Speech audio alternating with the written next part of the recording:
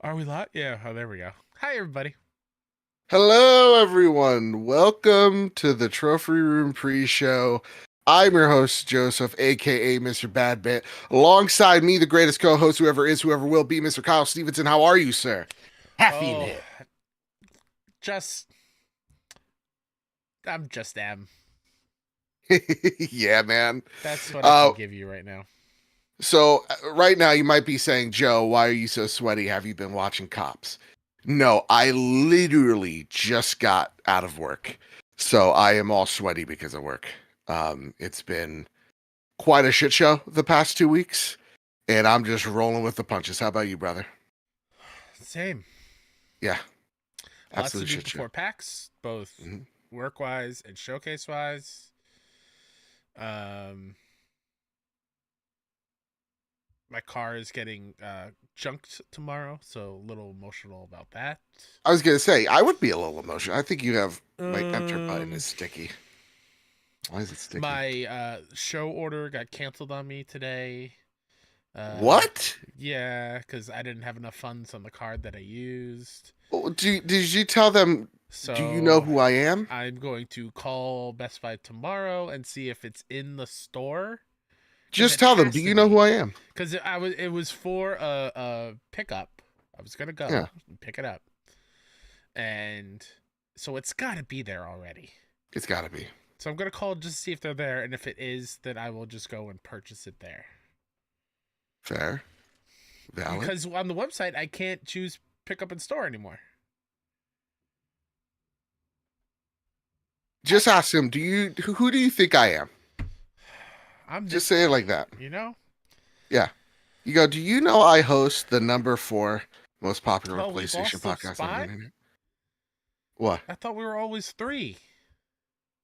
Well, there's beyond sacred symbols. Kind of funny. We have to be 4. It would only make Oh, sense. I thought we were three.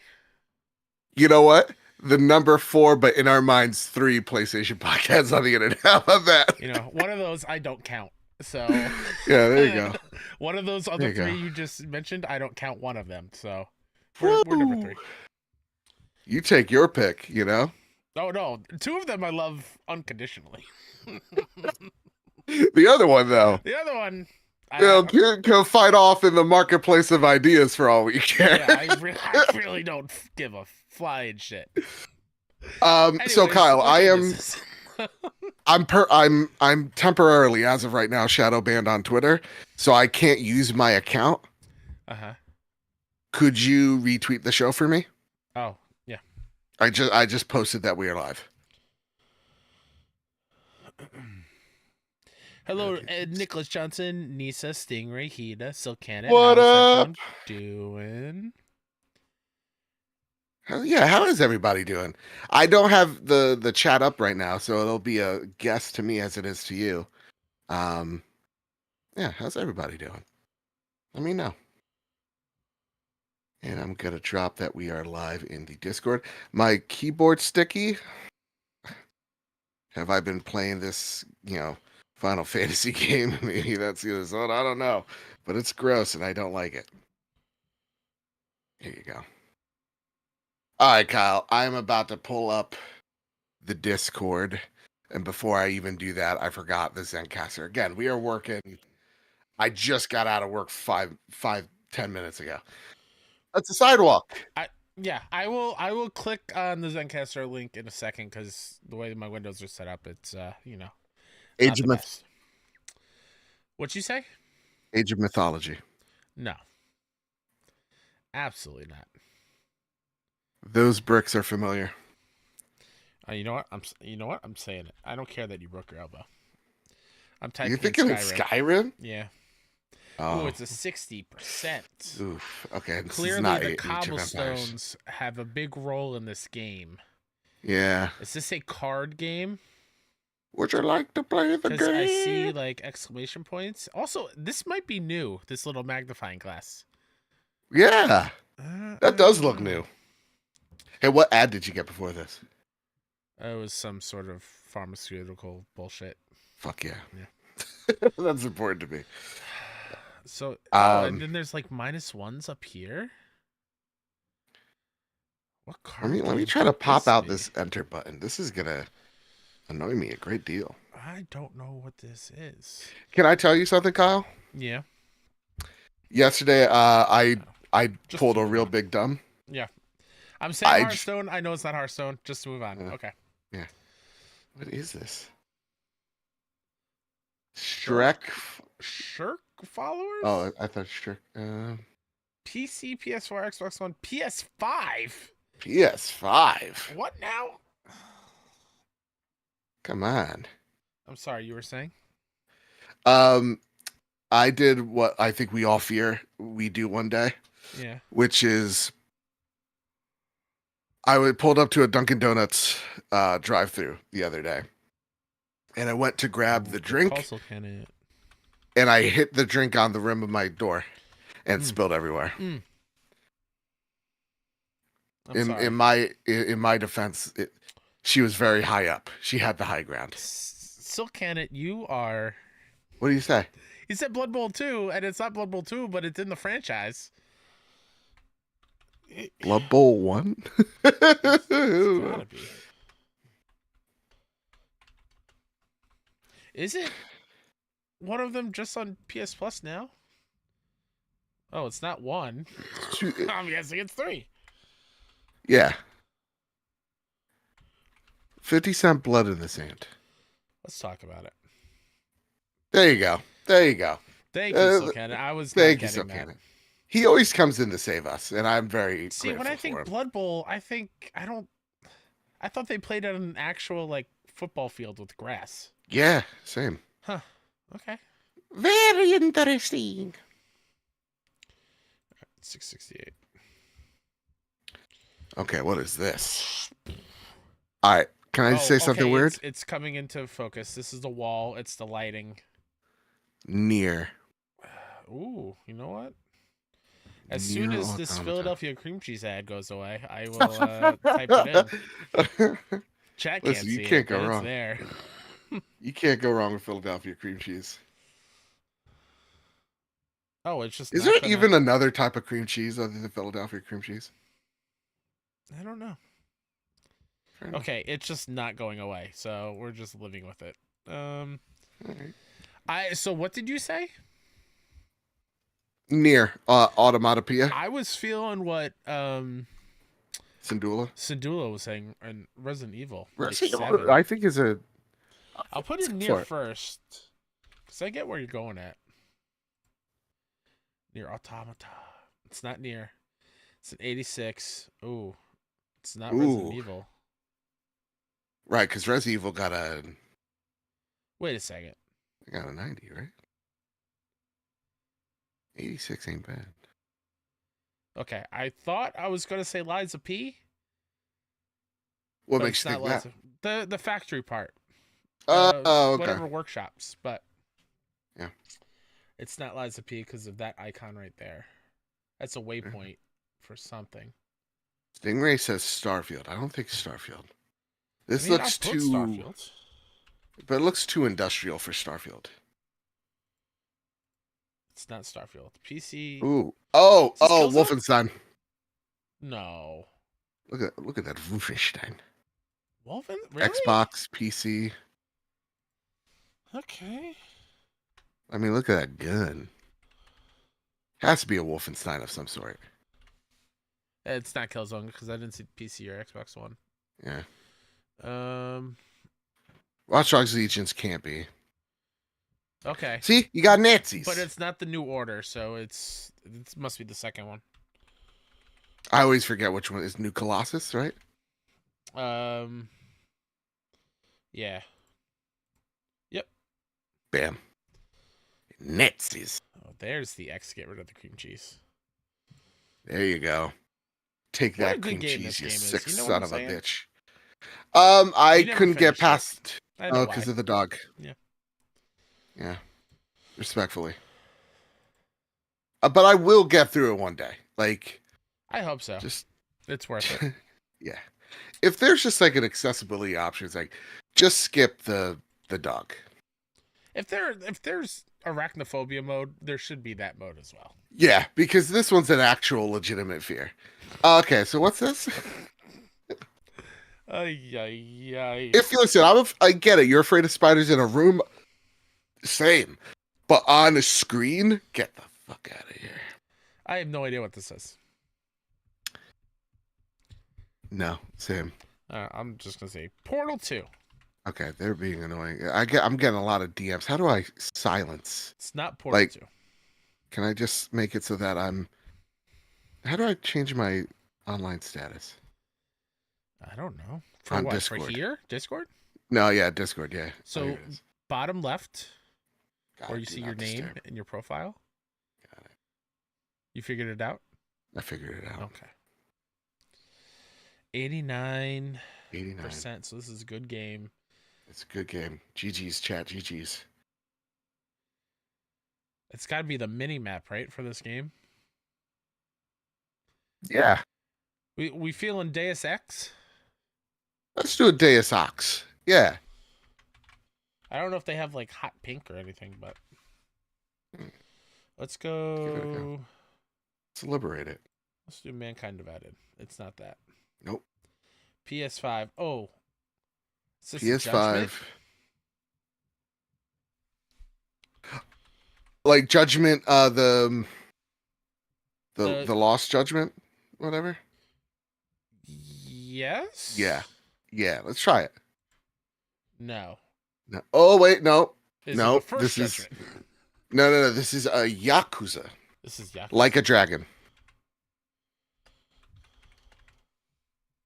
Come on, baby, let's do it. Nope. What? But it's in the same. It's a Yakuza game. I just don't know which one it is. 2024, so it has to be the latest one. Infinite Wealth. Infinite Wealth, right? Yeah. We're getting really good at this game. And it would terrify me. What? Okay. As any other man. Oh, is it called Like It's just a Dragon? yeah, Infinite it's just Wealth? called Like a Dragon. Mm-hmm. Oh, got it. Oh, Without let me the get my Yakuza. OBS up as well. Yeah, there it is. There you go, Great baby. job. Great job. Can I get a GG's in chat? I was close with Judgment. Just lowering my. Oh my deaths. god, is this Pokemon Sleep? That's Snorlax. That's Snorlax. I've never played I Pokemon didn't Sleep, so I'm either, gonna but take let's go for it. your word for it, my friend. It has to be Pokemon Sleep. Boom! Look at that. Look at that. You can't give fixing me my a mic a little bit. Snorlax and expect me not to think sleepy time. Mm-hmm. I know that man. That man I'm is talking me to my mic. sometimes. Ooh, right off the bat, I'm feeling Velocity. Let me see. Oh yeah. Oh, Right? and that's something I just saw the cover and I knew. Yeah. I love Velocity. That game's awesome. Hello, foolish Fuji. How are you, darling? Wow, first try. Y'all, Look if you at haven't you. played Velocity, Get to it. change that. Get to it. This game is so good. This used to be my go-to on Vita. Ooh. God, Maybe it'll be mine soon. This game's so good. Look at you go. All right, we got two. I've left. got two more. Got two more. Let's do this. Mario. Brick Breaker. I can do Mario. Are those Mario platforms? Don't look like it to me. It's definitely old school. Ice Climber. All right, we'll go with Ice Climber. I like that one. Joe and I have been on a heater, so we'll take some suggestions. Oh, there it is, Hita. What? Oh, what? Hell yeah! God Hita. bless you, Hita. Look at you go. Hita immediately Never after played it. saying you guys are amazing at this game, LOL, and then comes out with that. Get out of here. Come on. You kidding me? I never played Ice Climbers as a kid. Same. I only got the reference because of what was the first one? The Wii version? I don't know. What's this bullshit? Is this Animal Crossing? Why can't it be? Or is it too realistic for Animal Crossing? I think that's a good call. I think Animal Crossing is a good call. New Horizons, right? Yeah, why not? It is not. Oh, Oh. my, is it Minecraft? Hmm. Is it You Minecraft? know what? I'm thinking Terraria. No, it can't be Terraria. Terraria's 2D. Hmm. No, wait, no. This is the Builders game. Yes. The Dragon Quest. Fuck me, I'm so good. 1 second, I'm gonna turn off this fan because it's making the weird click that only I can hear, but still gets to me. Boom. Dragon Quest Builders. Is this game any good, chat? I like a good Dragon Quest, even though I need to actually finish the last one that they made. I'm not a big builder person though, so I don't think I would play this game. You can catch me playing that game. No disrespect to anyone who does, but What's up, Savoy? Do I sound a little higher, Kyle? Do you just hit something? Yes. Rip some the devil's ganja? Oh no, not the devil's lettuce, just Mike. My Go XLR is not breaking. So much. Patreon.com/PS Trophy Room. This month go fucking kill me. Hurts. Hurts. OBS, you need to stop acting the way you do. A fool? They keep reverting me to you and you to me in the windows. I'll tell them to knock it off. Hey, everybody, if you hit like, share, subscribe right here, right now on this video, it really does help us out. Also, Patty Jenkins says Rogue Squadron is back in development. God bless, but let's hope she's not the director. Hey, Joe, you know what would be awesome? What's that? I don't know. If you were in the Zencastr room with me. It's an idea. Well, yeah, I am in this one. I think just clicked on the last link. No, yeah, that's the old one. Trust me on this one, Bretta. Are you sure about that? Yeah. Where's the new link then? Did you put it in the public? I just Discord? added it. Okay. I just added it. Or if it's in the public one, listen, y'all, let's just vibe. This week is a vibe, you know? Got a lot to talk about. A lot to share my thoughts on. Oh, wait, you're echoing on my end. That's because I had to unmute Zencastr last night. Sound. Boop. There you go. Yeah, you were cheating on us yesterday, I saw. Oh, you're gonna really like that episode of Triangle Square. Yeah. We talk about you a little bit. About me? Yep. Please. And how your star's burning a little bit too bright over there, you know? Oh, really? Yep. God, now I have to hate listen to something tomorrow? Great. We had a lot of fun, man. I really love talking to Brett. He's a good dude. He really is. Okay. And it's like, you have a good, like, you got a good connection with someone when you're just talking like an hour before the show, you know? It's nice. That's right, Savoy. Shout out to 610D. I heard they're pretty good people. Yeah, I heard they're doing fantastic. Thank you, Shibbles. It is a mighty nice hat. It's the hat I've worn all year long since last year's show. Is it? I just wear it backwards. Oh, look at you. And okay. Because the show early access starts Friday, I figured I'd show it off. I like it. Even though, like I mentioned, for anyone that was late, my order got canceled. So the stream on Friday, who knows what will happen? Yeah, we'll see. Oh, that's right. You're supposed to stream it.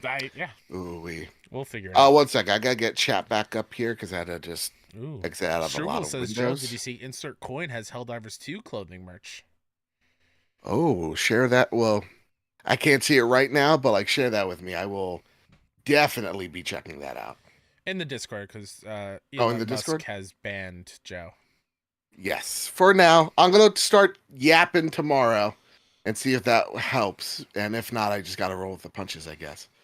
Do you know, just really quickly, real quick, yeah. Do you know how many ads back to back on Twitter I've had to completely block because they're all, pro orange guy and fucking Liver King. I need to go Is it Liver King? away. I'm getting a lot of listen. All right, it's 8 o'clock. Get the kids in bed. I'm getting a lot of dildos for some reason. Feminine massagers, and I'm like, Okay. what is this? And the shirt ninja guys. They're like, you put your shirt over your head and you're a ninja. Some of the dumbest things you can ever see. Oh, that's great. All right, Kyle, are you ready to start the show? Everybody in I chat, are guess. you ready? Have you hit like? Have you hit subscribe? If you haven't, you should, because we're about to go in live. Have you told your friends Right here, about right us? now. Yeah, you should do that too.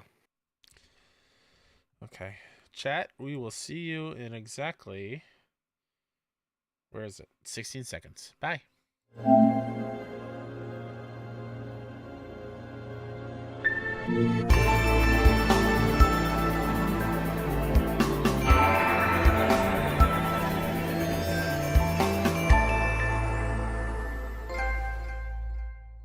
Oh, wait, no longer. Greatness has arrived. Welcome to episode 367 of The Trophy Room, a PlayStation podcast made by the players for the players. I'm your host, Joseph, aka Mr. Badbit, and it is here where me and my best friend Kyle talk about the latest, the greatest in all things PlayStation. Of course, this week we are chatting about another Insomniac leak. Deviation Games has closed without ever shipping a game, and our AAA budgets getting too big to sustain. All of that and so much more as we do it live each and every Wednesday night at 8 p.m. Eastern Standard Time on youtube.com/PS Trophy Room and podcast services the next day. Alongside me, the greatest co-host, whoever is, whoever will be, Mr. Kyle Stevenson. Have you noticed something new about my set? Yeah. Well, what's that? You're standing. I'm standing. I'm a stand-up boy now. Ooh. I got a lot of movement. And I kind of like this energy. So I might sound a little different because I don't know how this mic is like positioned differently, like some of the minutiae of podcasting. But I kind of like this energy. And every time I've podcasted, at the 2 hour mark, I'm like, I gotta get up. Like I get ants in my pants. So I feel like I'm gonna try this standing up thing and see how it goes. But so far, I like it. It gives me a lot of energy. It gives me a lot of like movement, Sure, yeah. I'm Makes doing me feel okay, by the way. powerful. You usually ask me how I'm doing, and you didn't. You just How you doing? started gloating about your cool standing desk. It's fine, whatever. It's not cool. It's just it's pretty cool. it's helping my blood circulation. Yeah, some of us, Kyle, how you been? Would love a standing desk, right? And you could too, if they ever gave us a promo code. But Kyle, how have you been, man? Because it definitely feels like it's been a week for both of us, work-wise. Yeah, it's just a lot of work to get done before we head off to PAX. Both with the 6-1 showcase, still a whole lot to do there, and y'all are busy over there. Just that alone, very busy. It's nuts. Yeah. So I hope you guys aren't pushing yourselves a little bit too much over there. Truthfully, right now it's a lot that are just on my shoulders currently because I have to edit all the interviews together, and there's 19 of them. Oh yeah, no, that's terrifying me. So I just, it's fine. I'll get it. Yeah. It's what's sleep. Yeah, who needs it? Who needs it? But other than that, my car is getting junked tomorrow, so that's fantastic. Viking funeral. Yep. Don't know how the much Stevensons money I'm getting for it, but arrows to shoot into the sky and land on the car. No, it's actually going to a place so I can get some money for it. Have they caught the murderer? No, they haven't. No! That should be top priority. Are you kidding me? Honestly, there's so much else going on in my life that I completely forgot that someone got stabbed multiple times 2 houses down from me. Yeah. I feel like that would be top mind for me. That should be top priority, but that's how you can tell it's been a fucking week. It has been. And before we get into all the PlayStation goodness, I do want to shout out a legend that has passed away. Akira Toriyama, the creator of Dragon Ball, the artist behind so much iconic classic manga and anime and video games, passed away at the ripe age of, I believe it was 68. Yeah, something. And I want to know, Kyle, how this man has influenced your life, because I was thinking about it. I'm not too much of an anime guy myself, but like he played a huge role in my childhood. Like when I was thinking back retrospective, just like I remember sitting back watching Dragon Ball Z as a kid, and then like the slow whispers of like this isn't even the first Dragon Ball Z. Like we were watching Dragon Ball Z, they're like, Yeah. there's another one way back when. These are actually old episodes, and like Napster was a thing, and my brother maybe have been a pirate when he shouldn't have Yep. been, and like I was a LimeWire boy. right, and it's Or a just like, Kazaa. oh, rest in peace, King. And it just played a huge role in my life of just bonding with my siblings, my cousins, growing up as kids. And I remember like playing Dragon Ball Z outside. Like, Who hasn't it, done a Kamehameha in real life? yeah, it's And if you still haven't 32 and years you old. Come on. say that you haven't, you're lying to yourself. Absolutely.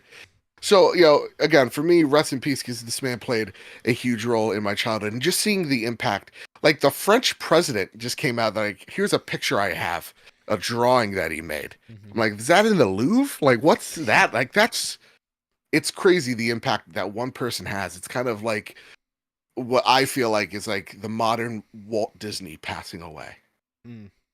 So yeah, well, what are your thoughts on it, man? I too am not a big anime person. I've maybe watched a handful of episodes, but my appreciation for Mr. Toriyama goes from in middle school and high school. I don't know if you or anyone else out there did similar things in your tech class, Mm. where we would take like this pliable plastic. It was like Hmm. see-through plastic of like neon colors, and we would learn how to use a Dremel or like an etcher, Oh, and we yeah. would make keychains out of it and etch pictures and drawings on them. We And would make decoupages the every coolest every day. He'd be like, "And kids, remember, don't forget your decoupage." in and like the coolest and most popular thing to do for everyone, and even me as not a fan, were to take Dragon Ball characters and etch them in the That's plastic awesome. because the designs are so cool. And I would have Trunks keychains Hmm.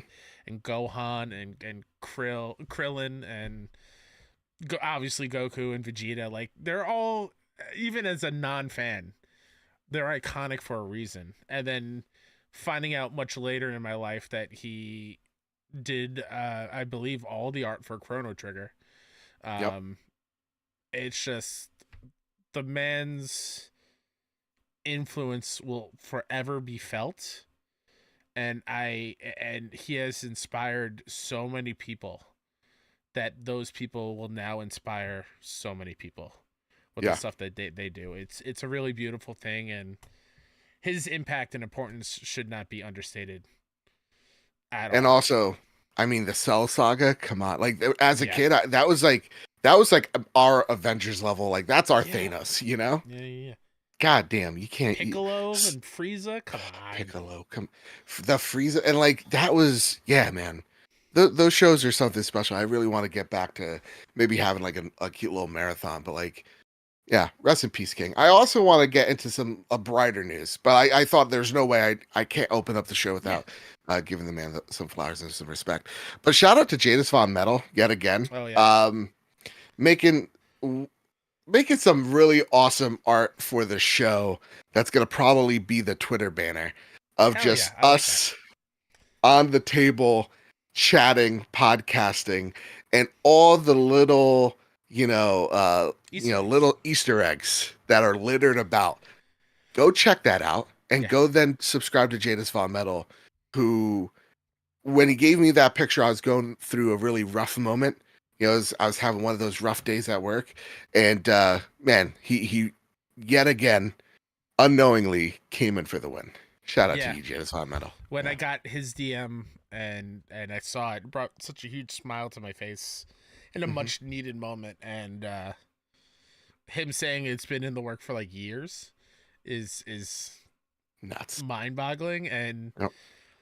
I love the Easter eggs in there. Like Earthy Cheese's mom is in there. Rest in peace. We Yeah. got the cry counter behind me. Mm-hmm. Mm-hmm. How many Obviously, days since Bloodborne? yeah, Yeah. yeah. Even the sign for famous Seamus is Yep. awesome. Like, Most famous there's famous so I've many ever great met. things. I will say, Jadis, where's the Last of Us mentioned in there? You know what I mean? You got all the other IP. Ooh. Where's that? No, There you go. totally kidding. It's amazing. I love it so Yeah. very much. Yeah. Thank you so much. And that said, listen, we got some more amazing spotlight of our community. Let's head on over to some housekeeping real fast. We got the merch store link in the description, but more importantly, by the players community meetup where we are chatting about this month's game, which is The Last of Us Part 2, March 16th at 9:30 Eastern Standard Time. Go meet up, chat with us. We're going to be talking 2:30. about, oh, sorry, 2:30 Eastern Standard Time. Come meet up, have a good time, chat Last of Us with me and everybody in the community. We're going to have a really good time. And if you want to get into the Buy the Player stuff, head on into our Discord. Shout out Marcus O'Neill or Drellish, aka Michael. Um, and ask them how you could be a part of it. It's usually for patrons first, but like everybody's welcome. So if there's a game you're passionate about, maybe you want to throw them some ideas. And if they got a game that, again, this month, The Last of Us, you want to talk about, head on over to the Discord, see if there's any open spots. To add to that, That's, before we get into yeah. the Patreon pitch, Mhm. depending on how I figure out what happened to my pre-order, um, this Friday, it Yep. is early access day for the new MLB The Show 24. I plan on streaming it for all of you right here on youtube.com/PS Trophy Room. So I will make sure everyone knows in the Discord and on Twitter when and if I'm able to go live, if I'm able to snag my copy. Because I need my new hat. I That's need the right. steelbook.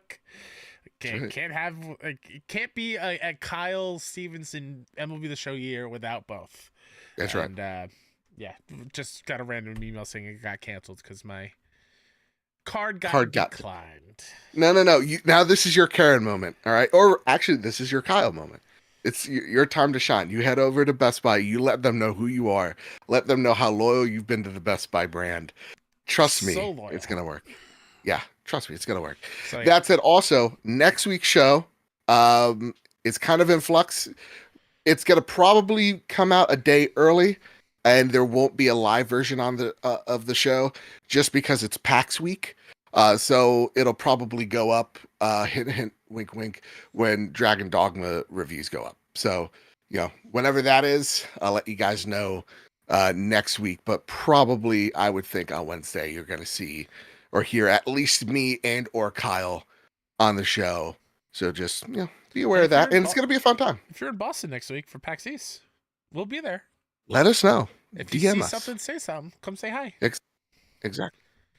All right, Kyle. Listen, before we get into it, it's time for our Patreon pitch. Like we say each and every week, if we ever got you through a long car ride, a tough day at work, whatever your situation may be, it really does help us out if you toss us a buck our way over at patreon.com/PS Trophy Room. You get some cool, neat little extra shows weekly. You get the By the Players community show recorded that you can listen to, and you get to be a part of cool community stuff like the By the Players community show.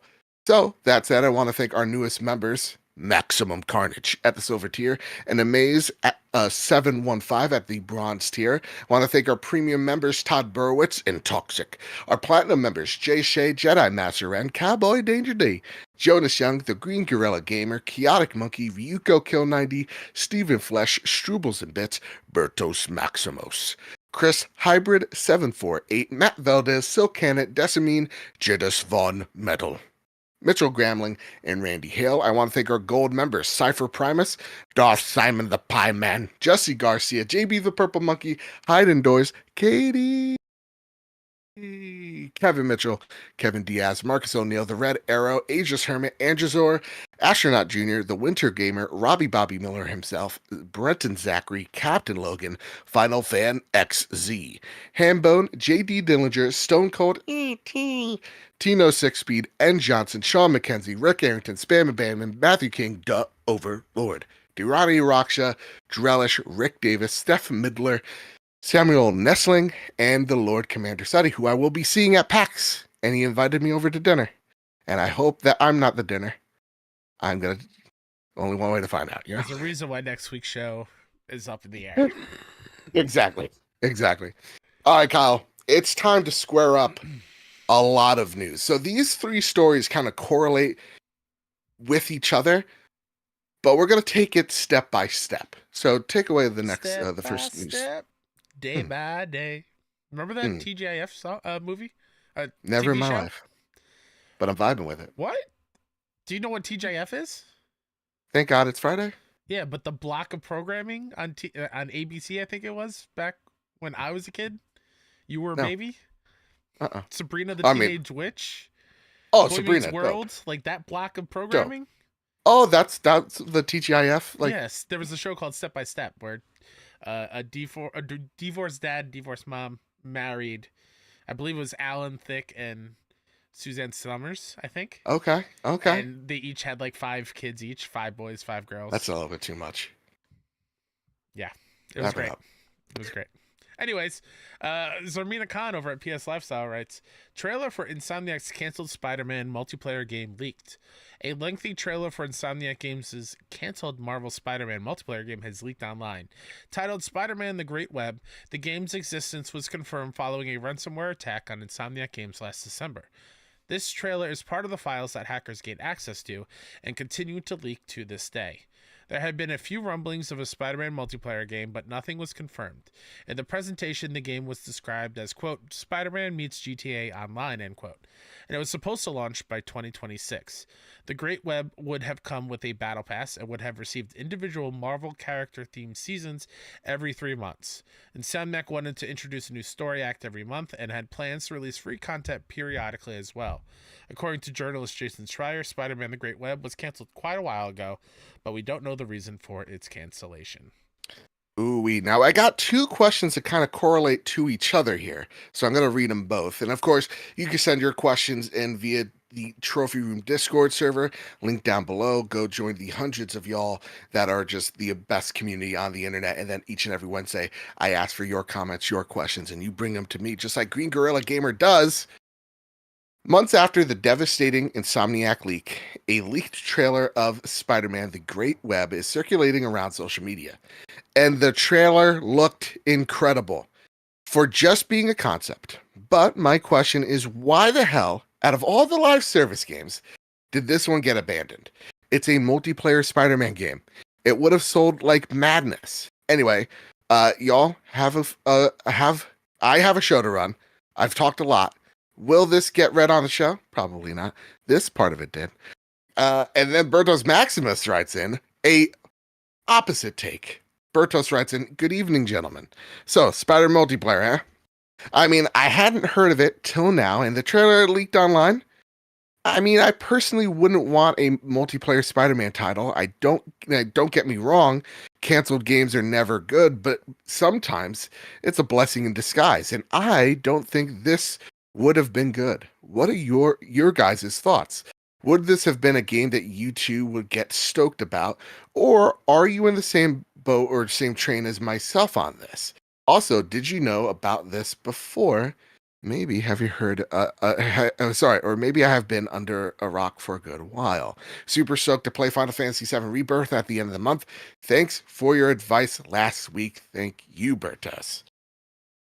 So, Kyle. So, Joe. 2 polar opposite ideas here. Now, we did talk about this back in December when it was like a little rumor. So this doesn't, though this trailer comes out of the Insomniac leaks, it's like this is something we've been hearing for a little bit of time. Mm-hmm. I want to know what camp you fall under. Are you in the Green Gorilla Gamer camp where you're just like, this sucks that this is canceled. This was such an awesome idea. Or are you in the Bertos Maximus camp of like, nah, just kind of stick to what this game is. A single player, open world game. Before I get to that, shout out to Adam David in chat correcting me. It was Patrick Duffy as the dad in Step by Step. Oh. Also, Family Matters. I see the love in the chat. One of the best shows of all time. And that was a TJF show. Back to Spider-Man. Boy, oh boy. Was the trailer cool? Let me start there. Yeah. It was. Do I hate that I watched it? Absolutely. Because it's part of the leaks, and you know how I feel about the leaks. Right. I'm not okay with any of that stuff happening, obviously, like Mhm. most people are. I'm not saying Joe isn't or anyone else, but it's just I feel bad partaking in a result of someone doing something so awful. You know what I mean? Um, Yeah, absolutely. but it's a multiplayer game and an IP that I love from a studio that I love. I would probably have dipped my toes in for a little bit, Right. but I don't know how long I would have stuck around. Yeah. Because that's just my MO when it comes to these games that aren't that isn't a baseball game. Yeah. And I have a feeling that we don't get the Insomniac like PNG image of a statement like we did with Naughty Dog, but I have a feeling like if they were going to commit to this, it would have taken significant resources out of their single player offerings, Yeah. and they would have had to completely change their studio. I feel like if Naughty Dog said that, that is probably true for everybody else underneath the PlayStation Studios umbrella, because True. those studios aren't set up to run like that. So I can expect similar reasons why, even though I know nothing. I could be totally off base here, but I just from an outsider looking in, that's kind of where I get at. Okay. Um, For me, I am on the I saw the trailer because I'm a degenerate. And you know me, leaks don't affect me in the slightest. I can look at all the things and I'm not, you know, perturbed or put off or whatever have you or hyped. It's just like, yeah, I saw a thing. Did it look cool? Sure. Did it look unfinished? Absolutely. It was a pitch. Like they're using the suits from like, Spider-Man remastered in there. So it's like obviously this is a work in progress. This is an idea pitch. And if you played Spider-Man, any of those games, there are cute little homages to Into the Spider-Verse that you could theoretically go, well, maybe it could lead into something more. But to me, where I get a little bit on the Bertos train here is like, what would that have done for the narrative of the Spider-Man games that I really like? Because like you're throwing out like, all different type of Marvel characters, you're throwing all different types of, Spider-Man villains, and what's that effect gonna have on Spider-Man 3? Where it's like, yeah, like who cares if I fight the Sinister Six? I already fought him, right? Like, all these different characters. Like, I don't know. Like maybe there's a crossover event with uh, again, totally like out of my ass, but it's like, a saber tooth fight. And then like, it's not as special when he shows up in Spider-Man 3. So, it's those kind of moments where it's like, this is a neat idea on paper, but it seemed like it would have been in the same universe as the Spider-Man PS5 games. And I don't want anything to hurt those games, narratives.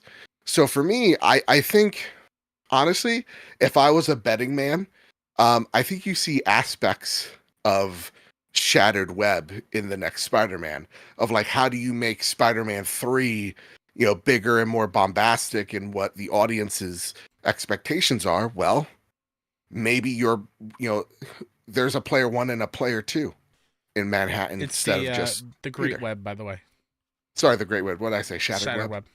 Because I'm thinking Shattered Dimensions. Yeah. So like, so to me, I'm like, just on a narrative base, I actually don't want this. Do I think it could have been good? Sure, but we also thought like the Avengers game was going to be good, right? Like, look at Whoa, the way whoa, whoa, Suicide whoa, whoa, Squad's whoa, whoa, taken. whoa. Story in Adventures is good. Sure, but like, look at what happened at the end of that game. Like that, the game didn't have the legs that both Square and Crystal wanted. And same with Suicide Squad that you're seeing right here. So to me, I'm kind of thankful that they've backed off on this. And I'm not disappointed that this isn't a thing. Though I would love to see all different type of Spider-Men or Spider-Folk in there. I would like to see that in a, Brian Intihar game. That's what I want. So I'm not put off by this in the slightest. And the other monetary reason as to like why didn't PlayStation use Spider-Man again, it's like, because listen, as much as you could use so many of those same assets, is the loop good enough? I mean, on the trailer, it's like a 1-2 minute trailer. I couldn't tell you. But at the same exact time, the Spider-Man license, I would think, is pretty damn expensive to use. So you want to make sure this thing is going to print money.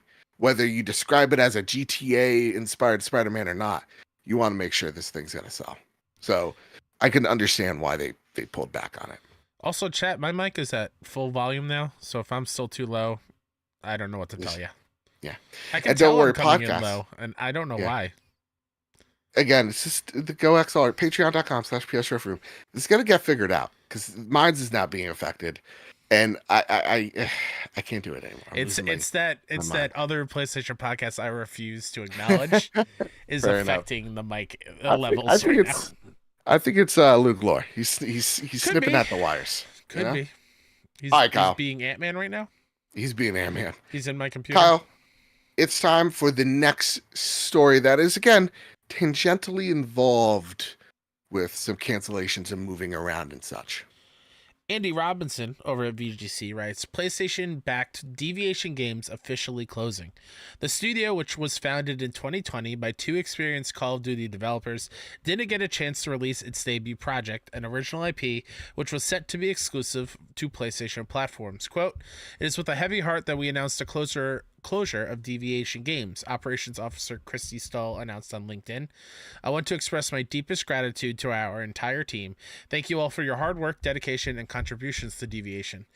I'm incredibly grateful for the opportunity to have worked with each and every one of you." In September 2022, one of Deviation Games' co-founders, Chief Creative Officer Jason Blundell, left the studio.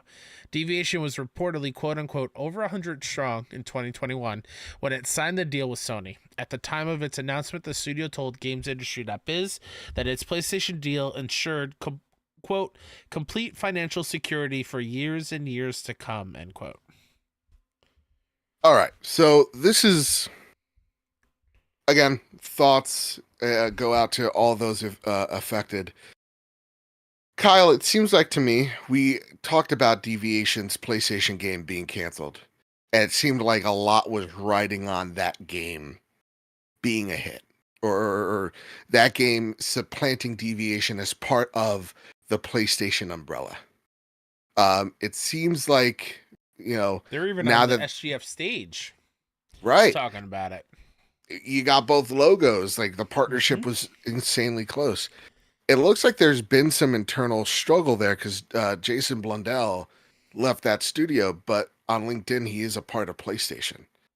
So it could be at this point in time maybe there was some creative strife at that studio, and PlayStation backed Jason and said, "Hey, how about we give you a small team and you work on some prototypes, and we'll incubate your team, and we'll just let go of Deviation." It goes to show how hard this pivot has been for PlayStation, and how hard this pivot's been for studios. Not even pivot, how hard it is for studios to make games like this. These live service, games as service, whatever you want to call them. It's incredibly difficult, and it seems like they try to deviate, like a bit, the pun aside, nudge. And it just they couldn't. And this is not the first round of layoffs either, So I don't know. Maybe they tried to make a smaller experience, a partner with someone else, and there was just no money there for them. But it sucks to see. I don't know if you have anything to add, because I know you're not a big multiplayer guy, so Deviation wasn't really on your radar. No, it wasn't. And obviously, before I say what I'm going to say, heart goes out to everyone who lost their jobs. It's incredibly tough and terrible. And I know, similar to what you're going through after being laid off last year, I've talked about it before, and the thousands upon thousands of devs in the last 6 months that have lost their jobs. It's insane.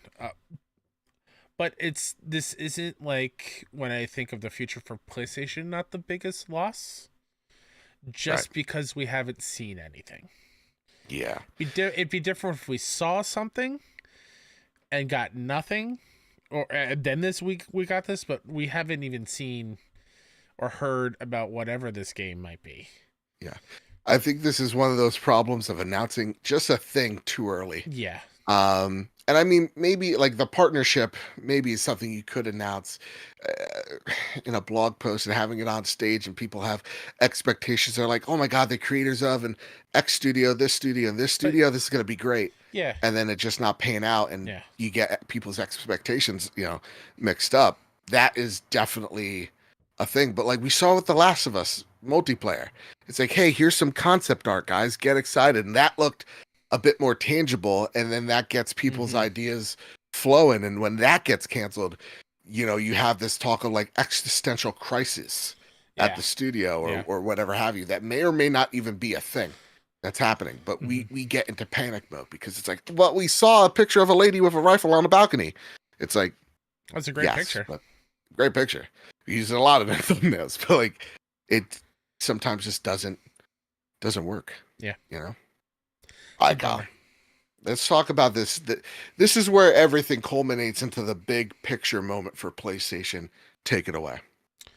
Zarmina Khan over at PS Lifestyle writes, "Big AAA budgets have made games exclusively harder," says former PlayStation boss. Former PlayStation boss Shawn Layden has said that it's becoming harder to make AAA exclusives due to ballooning costs, referring to recent PS5 game budgets and Microsoft's multi-platform strategy. Layden told GamesBeat that when budgets cross figures like $200 million, quote unquote, exclusivity is your Achilles heel. Layden is of the view that exclusivity makes more sense in case of single-player games than multiplayer games. He pointed towards Helldivers 2 as an example of a game that benefited from a multi-platform release. And although he isn't opposed to single-player exclusives, Layden says that AAA exclusive budgets to the tune of $200 million plus will continue to make things harder for platform manufacturers. Quote, "If you're spending $250 million, you want to be able to sell it to as many people as possible, even if it's just 10% more," Layden told GamesBeat. The global installed base for consoles, if you go back to PS1 and everything else stacked up there, wherever in time you look at it, the cumulative consoles out there never gets over 250 million. It just doesn't. The dollars have gone up over time, end quote.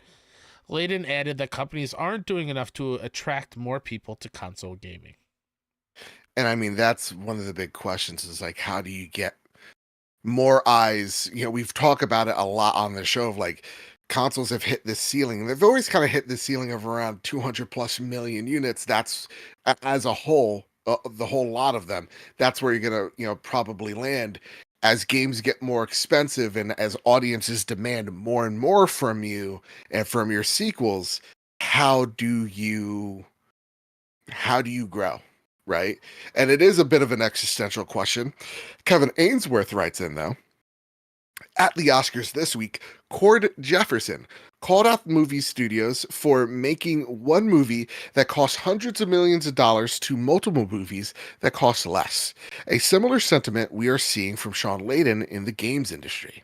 Do consumers put too much emphasis on visuals and not enough on substance? Shouldn't we care more about what the game is and less about how it looks? I feel like the indie space has figured this out ages ago, but AAA games and studios can't seem to grasp it. Kyle, kick this question over to you. Do you feel like um we put the emphasis on the wrong things in terms of, what we're seeking in terms of the consumer end? The generalized public absolutely does. Yeah. Us in the know, I don't think so. Nope. Because, yeah, you're right, Kevin. Indies have figured it out a long time ago where Mhm. it's not based graphically how well the game is, but depends on how the game plays and the story it's being told and the mechanics. The problem is when you're a AAA studio with tons of people on the payroll and so much backing to recoup that money. When you look at what indies are doing and you say, let's make smaller games at that scale, the generalized public is going to look at it and be like, I'm not buying that. That's a kid's game. How many Right. times have we heard that from games that we love, but because of the way they look, they're referred to as Fortnite, less than. Yeah, Fortnite. right? Great Astro's example. Playroom is that's a packing game, so less Sure. that. But like cute Sackboy. platformers, yeah, Yeah. Sackboy. You look at the same thing when it comes to movies, and like adults aren't gonna go see an animated movie just because it's kiddie. They're great movies, Yeah. and a lot of the public out there just bases so much of a game's worth on the way it looks, just because that's kind of what they've been trained, I Hmm. guess, in a way, or what they know about video games is like, oh, video games have to look really cool, have to have like Right. the best graphics possible. It doesn't matter what the story is going to be, or the graphics or whatever, or the mechanics or whatever. Hmm. So I just think it's a harder sell for big studios to be like, let's make a smaller thing and expect to make enough money to support Yeah. everyone at the studio, and which is why we get certain things like I mean, Hello Games is not the right example, but they had an Go offshoot that for it. made The Last Campfire. Yeah. So most of the team made No Man's Sky, and then they even made a smaller game, The Last Campfire. You get like EA, and then they have EA Originals, which are still gigantic games, but even they don't get underneath the big brand that is EA. Same thing with Yeah. Ubisoft. Like Valiant Hearts was a Ubisoft original. They are too attracted by the big number, and they are they're way too attracted of like this thing's gonna make $1 billion, where it's like all these things together will make $1 billion, right? And I guess you could say it's like less oversight, yada yada yada, but like I will stand for Dune Part Two. That's a movie made with a 190 or $50 million budget, and it's doing some things that are mind-boggling. Now, expensive movie. Don't get me wrong, but like when you think about a Thor: Love and Thunder, that's like over almost $300 million to make, and when you look at it, you go that looks like shit, right? So like there is a part of it where you know they're again too obsessed with the number and not or where they should be focusing on the craft and what makes these games special. Like what makes Spider-Man really good isn't necessarily that you can see the threads on his suit, it's that the game plays really well. But you're right, Kyle. I think the problem that Sony has, just like EA, Microsoft, all of them have, is Yeah, that they've no trained the video consumer. game company is above this problem, by the way. No. Everyone, except for Nintendo. Oh yeah, they've all, and that's actually a great point. Everybody but Nintendo has trained their consumers to go, okay, this is how you tell video games of quality. You can see all the pores, Yeah. right? Hmm. I'll always bitch about the rope physics in The Last of Us, like unneeded, but it's like those things. It's like the meticulous detail where it's like, what if we throw the budget we did on the rope physics to something that is smaller in size, but is also meaningful, and you can take a smaller risk, and if it pays off, then you can add on to it into the sequel.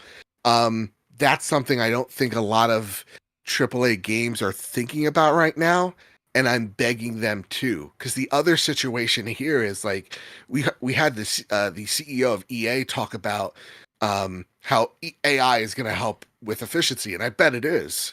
But if you have a situation where now it's not that indie studios aren't going to have those same tools, they will.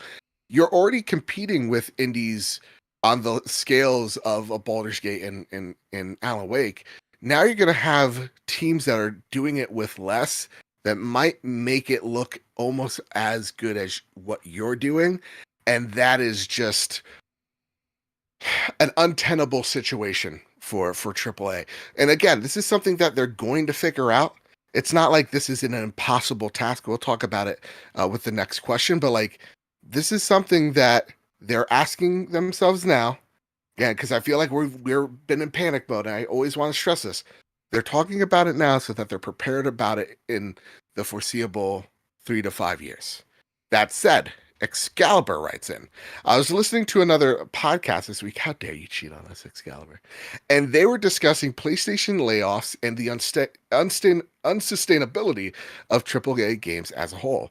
They questioned Spider Man 2's many playable characters and extra burrows. Were they necessary? This led me to the realization that if Miles wasn't a playable character and the map was the same as 2018, the game would have been dinged for not offering enough variety or added to the original map, etc.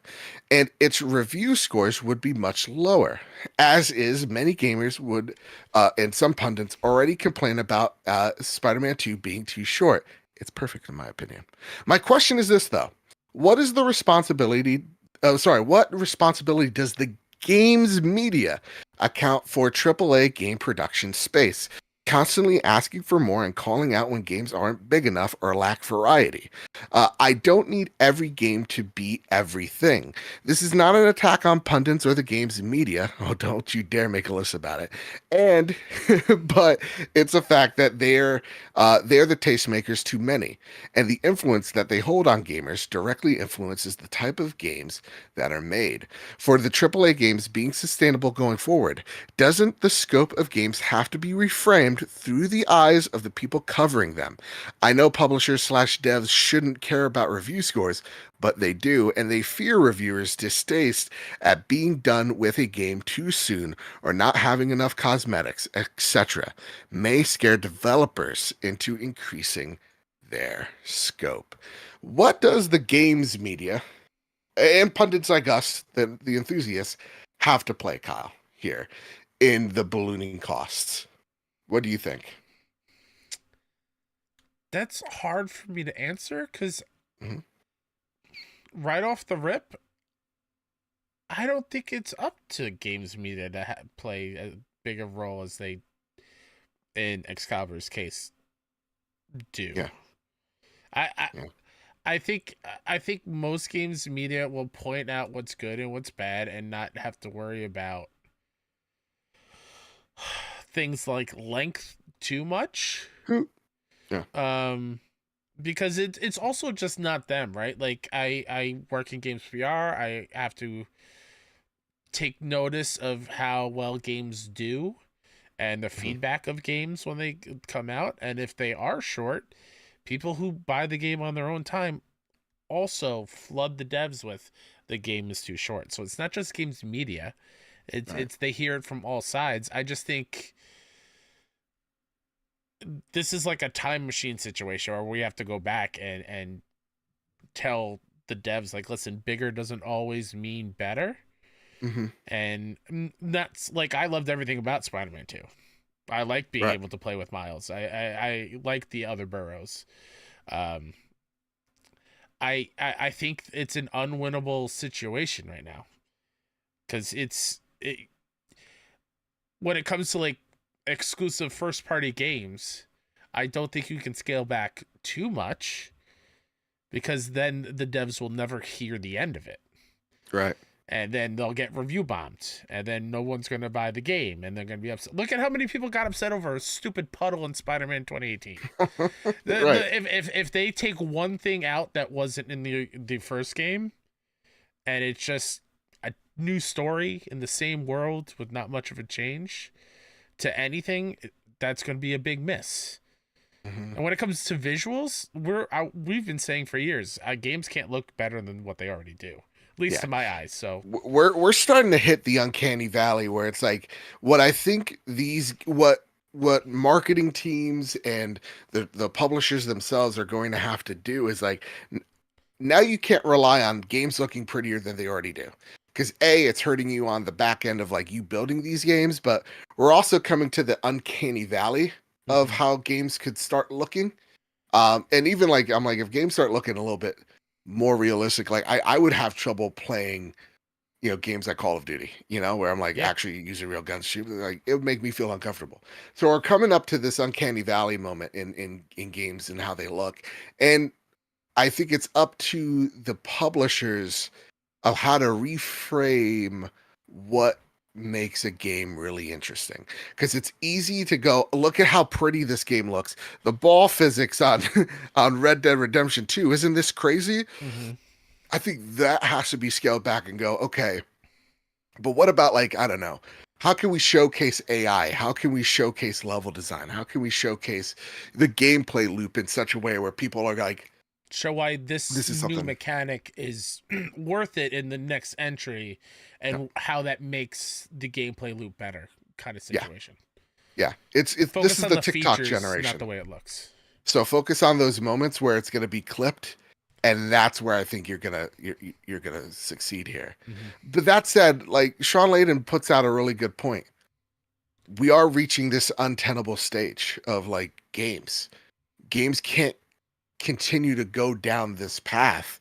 And as we talk about reevaluating PlayStation, what needs to be fixed, it's something that we constantly kind of say is all right, make a big game, then make a medium-sized game. Make that medium-sized game help for the development of the next game. And yeah, try to pull back on some of the bigger ideas that you may have. I think, I was on Triangle Squared, our sister podcast over there, and we were talking about sometimes putting barriers on creators is important, and making sure that, like, if we're testing the barrier, we're not shooting all over the place, that this is a very honed in scope of what we want to test out, what type of loop that we're looking for. And maybe you have one of those games that is like a Last of Us Part 2, it's just like, look at all the pores on Ellie's face, but it can't be all of those games. I think what PlayStation has to do, and it's something that we don't have the answer to, and anybody telling you that they have the answer to is kidding you, is understand what went behind the scenes of making Ghost of Tsushima for 60 million and then making The Last of Us Part 2 for over 200 million, right? Those things are what, the guys with the beans are going to have to start counting. That's the thing that we don't have the answer to. But is this like the doomsday scenario? It's not looking great, but I would say let's keep with an optimistic viewpoint that, again, these big AAA games are going to be few and far between of the ones you can see the pores on their face. I think we're going to get a correction back to, hey, we're going to see more AAA games, but they're going to look a little less, if that makes any sense. But yeah. Yeah. Insightful interviews, by the way, from Shawn Layden. And Shawn, you're welcomed on this show anytime. We'd love to hear your thoughts on it. And I'd love to know what you think, because you have been behind the scenes looking at all the budgets and all that stuff. Like, I want to know from the person that is on the, is at the looking at it from 20,000 feet view of what goes into the development of games like this. Because it's fascinating. And again, I have not heard a single person going, I know what the difference between Ghost of Tsushima and Last of Us was. Can't. Because those games, at the end of the day, one costed more, did about similar. So yeah, it's something to definitely take a look at. All right, Kyle. Enough about all these closures. I want to talk about some good news. Okay, I want to talk about something that hopefully we could just put the rifles down. Okay, we could call a truce. It's been decades of this war, and we need to see an end to it. The console war. Take it away, Kyle Stevenson. Chris Scullion over at BGC writes, Xbox's Sea of Thieves has topped PlayStation 5 digital pre-order charts. As initially noted on Twitter by X Games industry data reporter Benji Sales, the premium edition of the game currently has the number one slot on the PS5 console store's pre-orders page in the US when sorted by best selling. The standard edition is also in the top 10, sitting in 5th. This means the game is currently being pre-ordered more times in the US than MLB The Show 24, Star Wars Battlefront Classic Collection, Dragon's Got this. Dogma 2 Deluxe Edition. A lot of D's right there in the middle. Hey-o. Elden Ring, Shadow of the Erdtree, and Rise of the Ronin. The UK's current pre-order top 10 on the PS5 console store has the premium edition of Sea of Thieves at number 1, as well as the standard edition at number 4, and the deluxe edition at number 10. Last month, Xbox announced plans to release 4 of its Xbox and PC exclusives on other consoles. Kyle Stevenson, my friend. Didn't this make you like when you read this? Make your heart grow 3 sizes in a healthy way? Sure. Makes you feel good. Yeah. Is it weird that right now this is the game that I'm most anticipated for? Out of Dragon's Dogma, Rise of the Ronin, Stellar Blade, it's the game I've put about 600 hours into already. No, it's not weird because I'm hyped for LB the show in 2 days, Eh, and I put the same amount of time into that every year. that's fair. It's That's cool. fair. This It is cool that Mhm. it's there, and it's obviously there's a fervor for it. Um, it just goes to show you kind of like the. I wonder what's been going on over there on the other side. Kind of curiosity of what games are out there, Yeah. and there's got to be people on the back end be like, okay, this is kind of a hit. Yep. This is kind of Uh, doing numbers. Let's continue doing this for both sides. mm. You also got to imagine PlayStation sitting there and being like, wow, if we put this over there, I wonder if we get similar things. What do you think they go? Oh, what can we put over there? I mean, they already got the show over Yeah, there. they already got So the show. Which again, even before try it. anyone in the chat hops in or in the comments, We I get it. know. It wasn't up to MLB them. wanted it on both. It's fine. We It was get their it. decision. Blah blah blah. It's still a Sony Still, someone first still party printed some money. baseball game. Yeah. Sony San Diego's making it. What game would go over there? Yeah. Man, oh man. I mean, let's just say the new hotness right now, Helldivers. Right. I think Helldivers makes sense. Because like Shawn Layden in one of the interviews, it goes like, "Don't get me wrong, like the AAA blockbuster Yeah, is the yeah, it was in Achilles the heel, article we read. but exclusivity is important, Yeah, for the right? So single like player things. for the single player things. So do I see Last of Us going over? No, but do I see what Firewall could be making going over? Sure. And who really loses there? No one. Yeah. Like I would love Helldivers being on Xbox because more Helldivers means more democracy to be spread. So it doesn't even matter that much to me, right? I could see a Fair Games from Haven. Yeah, I could yeah. see a Concord, whatever that game is. And the only problem that Xbox has is that so many of their games are those live service games. Yeah. That starts to look a little.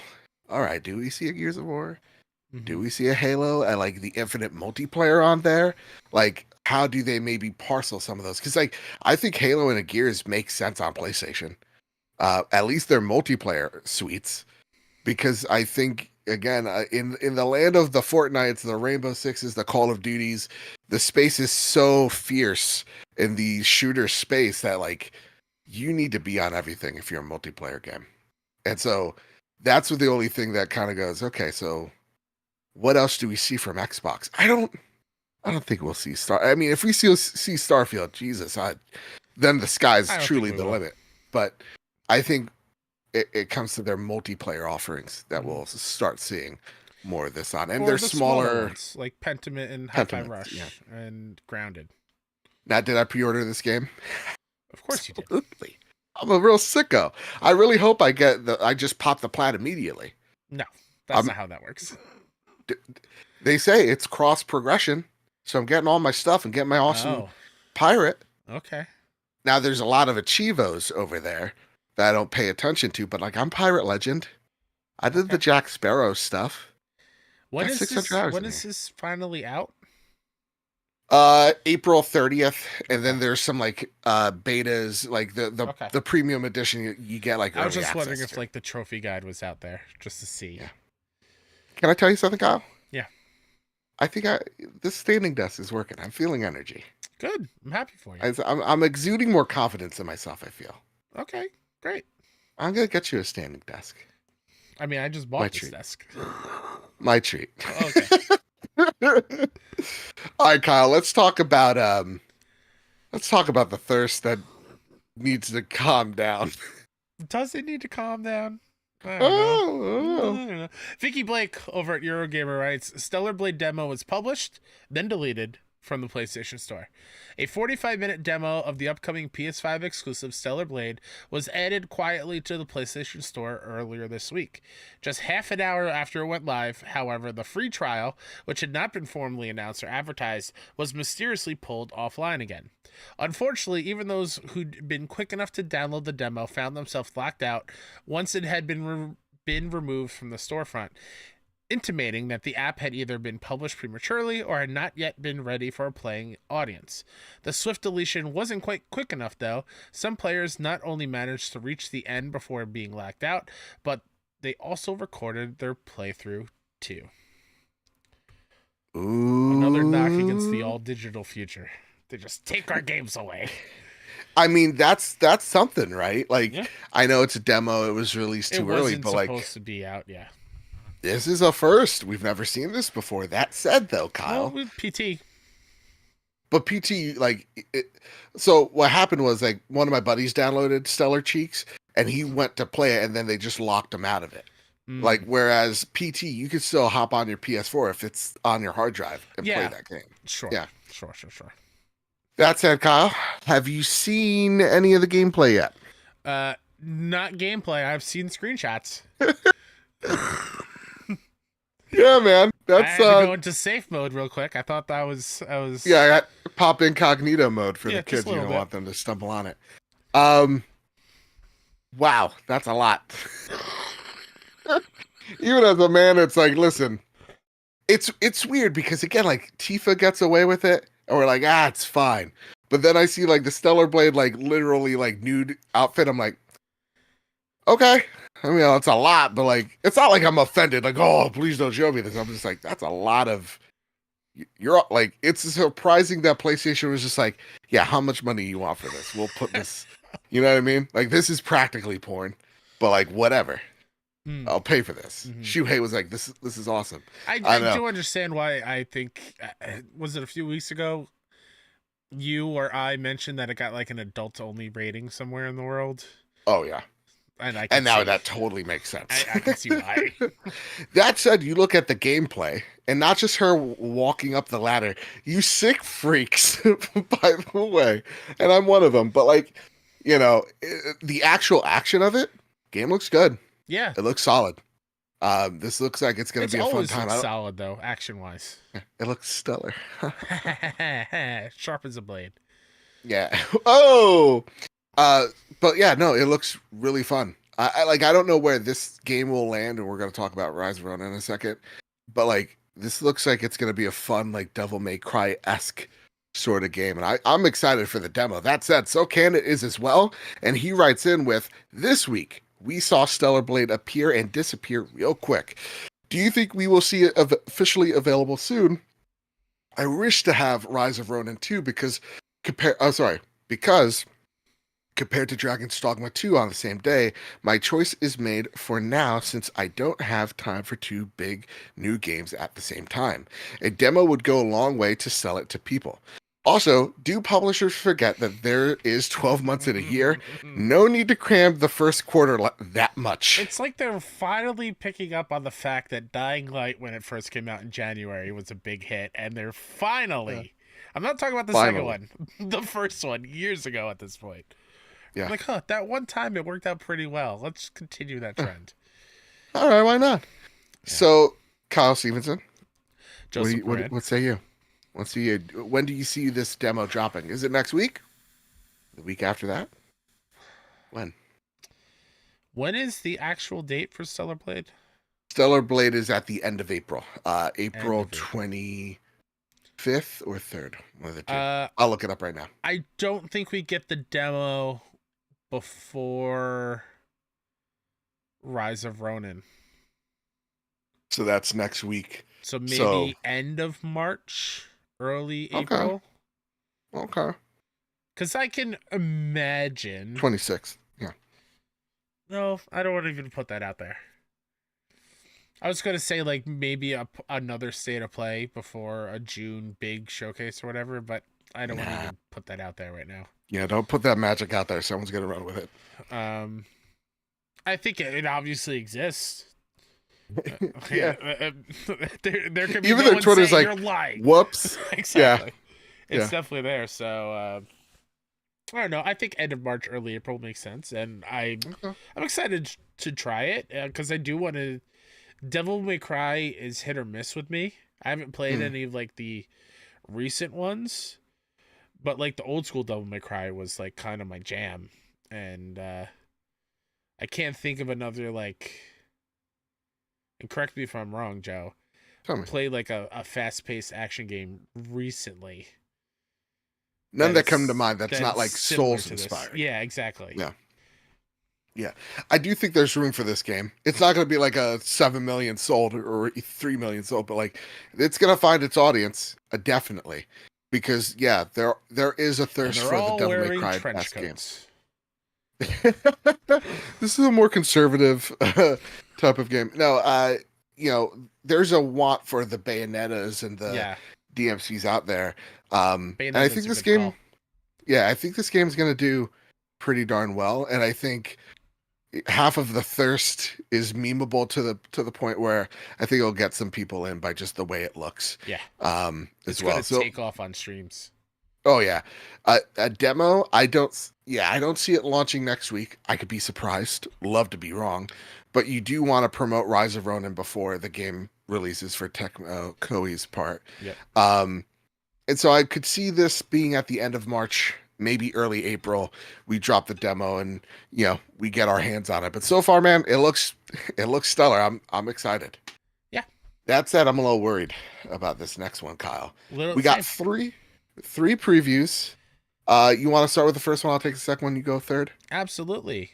Brittany Brombacher over at What's Good Games writes, so far, Rise of the Ronin is fun. I'm hooked on the combat, RPG mechanics, open world, and especially those frickin' cats.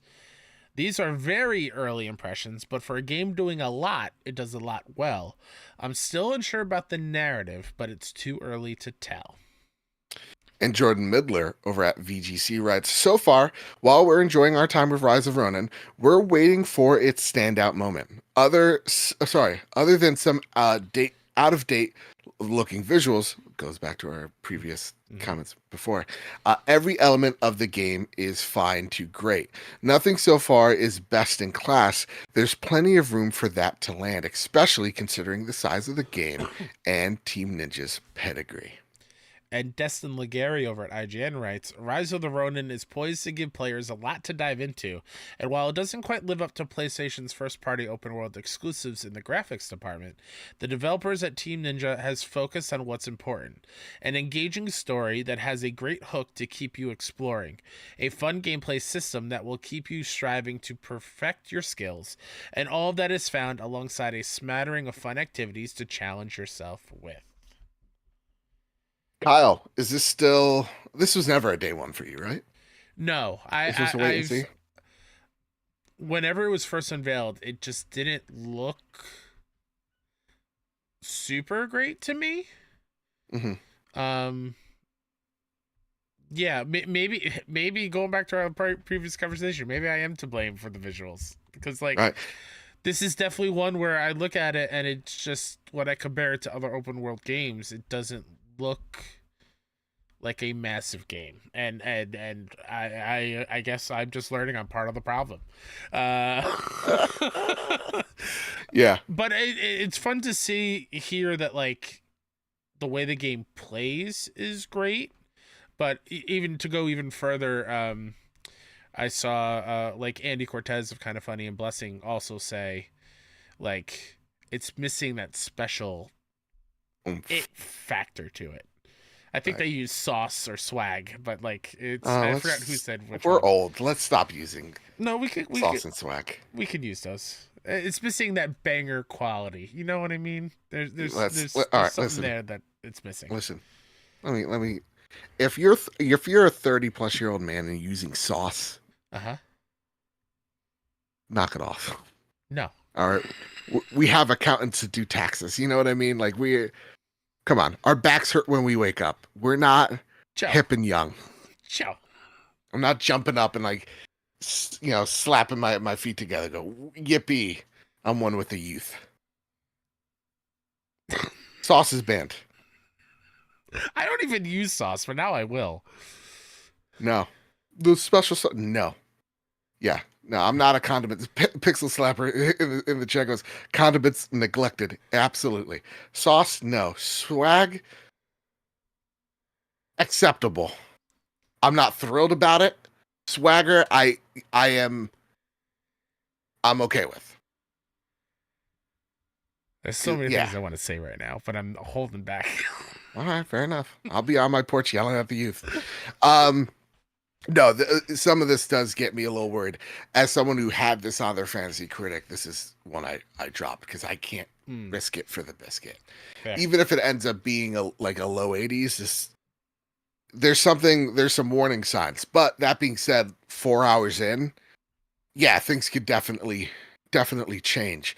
But the previews have gotten me a little weary. If only PlayStation sent us a code so we could try it ourselves. Yeah, that'll never happen. That'll never happen. It's also this is me personally. Next week though, Dragon's Dogma. I can't look at another open world game right now while I'm playing Rebirth. It is a challenge right now. I just can't do it. I know, especially one that's really big. Like it's daunting. But yeah, this is one where now it's a wait and see. It was a day one because I know Team Ninja does great on the gameplay department, but hearing the lack of oomph, the lack of the it moment from numerous outlets, I feel like, listen, I'm gonna be in Boston while this game comes out, so like if it does great, cool. When I come back, I'll pick it up. Yeah. But if it's something that is questionable, there's just so much to play right now. Yeah. Yeah. All right, Kyle, it's time for some flash news. Gotta run. Gotta go fast. Oh, my goodness gracious. There's been a lot this week, and we're doing great. Summer Game Fest 2024 confirmed. Oh, my God, something inside me is trying to kill me. June 7th, in official from the Twitter, Summer Game Fest streams live from the YouTube theater in LA. Thousands of in-person fans and millions watching live get a glimpse at what's next for video games. Can I yell at Jeff Keighley really quickly? What now? What did Jeff do? He tweeted this out 30 seconds after we at 6-1 tweeted out our little teaser. Like, almost immediately. Just try to drown the indies. You know what I'm saying, Jeff? What are we doing? Yeah. Don't worry. Tomorrow I'm going to retweet your stuff. Okay. Also, then they're going to think I'm a bot again. I don't know. What's that? Will you be here for this, or will you be off in Italy for a wedding? So this gives me the idea that I will be missing the PlayStation Showcase. Okay. Because typically what we saw, I think, last year was they were about a week ahead of the showcase. Mm-hmm. So they were June 1st. Game Fest. And then they show up again at Game Fest. I'm going to be leaving for Italia on May 29th, and I'll be there till the 3rd. So I will be making this one. It does break my heart that there will be... Again, if we can try to make the stars align and hotel internet actually works, I'll try to get something out. Because I feel like there's going to be something really cool there for me. So, yeah, it does break my heart because this definitely, I'm like, why did I say I would go to Italy? Why? Are you bringing the clown makeup for when you're over there for the show? Do you want me to? I have it right now. It's whenever you say. No, I want you to surprise everyone and just show up. Okay. It's on you at this point. I bought you the makeup. I thought it's like you call, you tell me it's this week, bitch, and then hang up the phone. It's whenever you feel like you want to pay up the bet. That's fair. You need to be. I was gonna say, well, the next week when you're not here, but you need to be here. What a caveat that would be. Yeah, right. You don't even get the enjoyment. I would send you more makeup and a wig to match. I was disappointed there was no wig. I like the nose. The Insane Clown Posse makeup. That's all I said. That's fair. And now it'd be funny because it's getting hot and the makeup's gonna run. Anyway, yeah, this is cool. I'll be here for this. Again, chances are I won't be here for the showcase, but who knows? Maybe PlayStation decides to grace. They'll be. Don't worry, they know. Who knows? All right. Next on the Flash News. Listen, don't believe the lame stream media. There is no such thing as flying Terminids. Helldivers is adding flying bugs and a new battle pass. And fear not, the old battle pass doesn't disappear.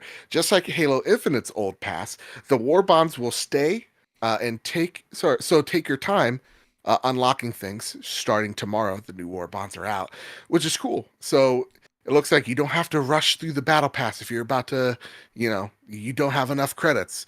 You have a new one there you can work on. So really cool to see. Awesome to see Helldivers continue to crush it, continue to be around the 300,000 concurrent player mark. What a game. What a game. When people say, "Oh, this isn't the success PlayStation's looking for," I would just again, I want to bash my head into something strong because it's like Fortnite was not the success that Epic was looking for either. It's like, remember, that game was a build, a horde build base type game and a survival game. And then it was a PUBG clone. And then it slowly ramped up into being something huge. I'm not saying Helldivers is going to catch that same magic, but when you take a look at like the way PlayStation's now bringing Helldivers to the forefront, it's definitely capturing the mind. Was it the mind's eye of the internet? So yeah, no, Helldivers is that game. Don't let anybody tell you different. All right, and that's your Helldivers 2 propaganda of the week. Timed PlayStation 5 exclusive Final Fantasy 16 almost ready for prime time on PC. This comes from Sammy Barker over at Push Square. Speaking to Game Informer through a translator, director Naoki Yoshida revealed, quote, "In terms of where we are in development currently, we're trying to figure out the final stages of optimization right now. When we can release a PC version might be dependent on that. The system requirements and specifications of PC players will need, so we're trying to figure that out. Naturally, PlayStation specs are looking somewhat high PC because of those. Sorry, what did I say? PlayStation specs. No worries, baby. We got that thing running. Maybe at 4K 60. I don't know. Because of the requirements are looking intensive, Yoshida says the team are eagerly deploying a demo so fans can test it out on their own rigs ahead of release. Quote, "We are looking to release a demo on the PC version," Yoshida explained. "We can't really talk about too much in terms of the details when it is going to come out. I think it'll be a little more time. We'll be in a better place to announce things. But once things are for sure, it won't be in the too distant future. It won't be a year. It won't be 2 years. Probably something shorter than that. So stay tuned." Maybe June 7th at a certain event that just got a date. I don't know. Yeah. Just guessing. Yeah. That's absolutely going to be there. Absolutely. It won't be in May, and it definitely won't be in July. But I can't specifically say a month that it will be there. But someone named Jeff will be in attendance, at the least. Mm-hmm. Yeah. Cool. PC friends, go play this game. It's incredible. Yeah. It's a ton of fun. Still need to beat it. And the thing is, I was enjoying it immensely. I don't know what the hell happened. It's Marcus O'Neill's favorite game of all time now. It's Marcus O'Neill's favorite game. He can't stop talking about he said the about combat the amazing side quests that he goes on all the time. Mm-hmm. Amazing open world. Yeah, he's so good at that combat. He thinks that combat is the best thing ever. Ever. Yeah. No cap, he says. I don't understand. Is no cap allowed, Kyle? Why are you yelling at me at what's allowed or not? People can say what's whatever allowed? they want. Because you say it's swag, swagoo, sauce is allowed in your book. No one said it. Swagoo. Seems like mayhem. Oh, swagoo is. Here are the you words. Add another. Ooh. Here are the words that I don't want. Okay. For show purposes and content purposes, to play up the joke. Yeah. Slangers banned. Oh, in your dreams, dude. It's a great term. In real life, I can't take anybody who uses the word woke seriously. So that is banned. No, I can't do that either. That's banned too. You are a child if you use that in serious Mind virus. Actually, Mind virus is pretty cool. Mind virus is pretty cool. But yeah. All right, fair enough. We agree on one word at least. Yeah, exactly. Get that. All right, here, listen here. All right, don't listen. Let's talk about something fun, okay? Yeah. No Rest for the Wicked will not require an internet connection to play. Moon Studio confirms. Dave Casserole, right? Did I say Carousel? Carcassol, PlayStation Universe. I'm so sorry, David. I could have said I'm so sorry, David, bud. So apologies. No Rest for the Wicked is a brand new RPG from Moon Studios, the team behind Ori titles. While the new adventure can be experienced solo, a quick look at gameplay reveals how it was created with multiplayer gameplay in mind. Mood Studios co-founder and production and tech director, uh, Jeanette. Lee Carroll, sorry, butchered your name as well, settled the score about whether or not the game will have an offline mode on Twitter, stating clearly that No Rest for the Wicked, quote, will not require online connection to play single player and will feature a rich offline mode. Quote, even though Wicked was built from the ground up with multiplayer in mind, he continued, we didn't want offline play to feel like a second thought, and we wanted people to play on the go when connected. Quality is not always ideal. Please have a faithful Kyle, release. this game looks awesome, man. It looks great. I am day one for this thing. I hope they're at PAX. Ori team, Moon Studios, if you're out there, we'd love to talk to you about this game. Yeah. I watched all the Twitch streams. This looks like it's right up my alley. Unless something changes, I don't think they'll be at PAX. Because all the exhibitors are up for PAX, and they are not a part of it. But, yeah, I can't wait to play. I can't wait. I've only played a little bit of the first Ori back during lockdown because I was trying to stream games I never played before and fell in love with that game. They are super talented at what they do, and I can't wait to see their take on an action RPG that looks like this. Again, visuals, a part of the problem. Jesus Christ. I mean, but that's the thing, like visually, like this game looks beautiful, but it's not like you're seeing all the port. It's about the art style that they're going after here. Fair. It's unique. It looks different. It's not like, it really isn't like, I can't describe it ideally for y'all. It's just fucking awesome. All right. Let's get into this little ditty right here. Final Fantasy VII Rebirth director hints at, quote, further expansions of Queen's Blood card game. This comes from Michael Hardaris at PlayStation Universe. Butchered your name too. I'm on a roll butchering names. Kyle Stephenson, how are you, bud? Hey. Yeah. Fuck you. That's for everyone else's name this week. Yeah, fair enough. Well, get another one in here. Game director Naoki Hamaguchi has revealed during an interview with Red Bull that Square Enix is considering, quote, further expansions and as a possibility in regards to the game's well-received Queen's Blood card game. When asked about how many cards there are and if the development team had plans to add any cards, Hamaguchi-san replied, there are 145 cards in total. We haven't decided on anything in terms of future development for Queen's Blood, but so far, the media who have played it have provided very positive feedback on it. So we want to consider future expansions as a possibility. If you do this, Hamaguchi-san, say goodbye to my life. You kidding me? Say goodbye to your trophy room. We're now a Queen's Blood podcast. You see, awesome. Oh, you didn't because you were Shadow Man, but I tweeted out a picture that absolutely wrecked that fool Chadley in a Queen's Blood match. Oh, dude. I think the final score was close to 50-0. Oh, that dumb idiot. I destroyed him. I will not say anything other than I was in a tournament and I wrecked shop. Yeah. I didn't restart or anything. I just wrecked shop. Love that game. That said, I have come to terms with I will never platinum Final Fantasy VII Rebirth because the shittiest minigame in the world exists there. You know it, Kyle. Which one? The workout one. Oh, luckily I've passed it, so I'm good. How many tries did it take you? I was there for 30 minutes. Almost hour. Yeah, I was like, no. Do you want to know why it's so tough? Why? They switched from the face buttons to the shoulder buttons. I feel if it was face buttons, because in Remake, I believe it was the face buttons. You're right. I feel like I would have done way better if that was the case. But having to rapidly hit the triggers, I'm not that. So Candid says, "Don't worry, Joe. There's worse mini games in there. That scares me." Because that mini game, the fact that you have to tap on R2 sometimes, that it's not shown right.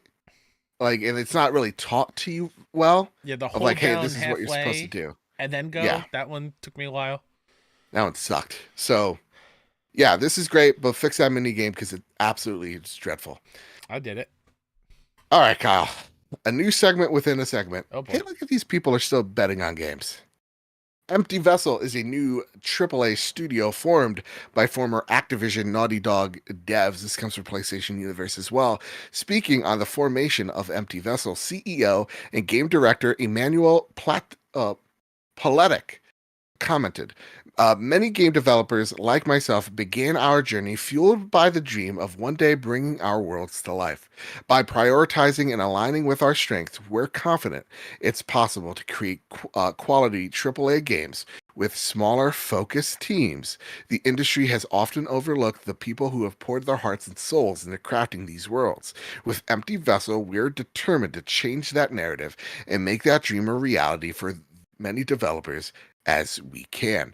Empty Vessel has a goal of developing top quality games and taking risks to create, quote, new refreshing types of entertainment experiences. Excellent. Go get that win.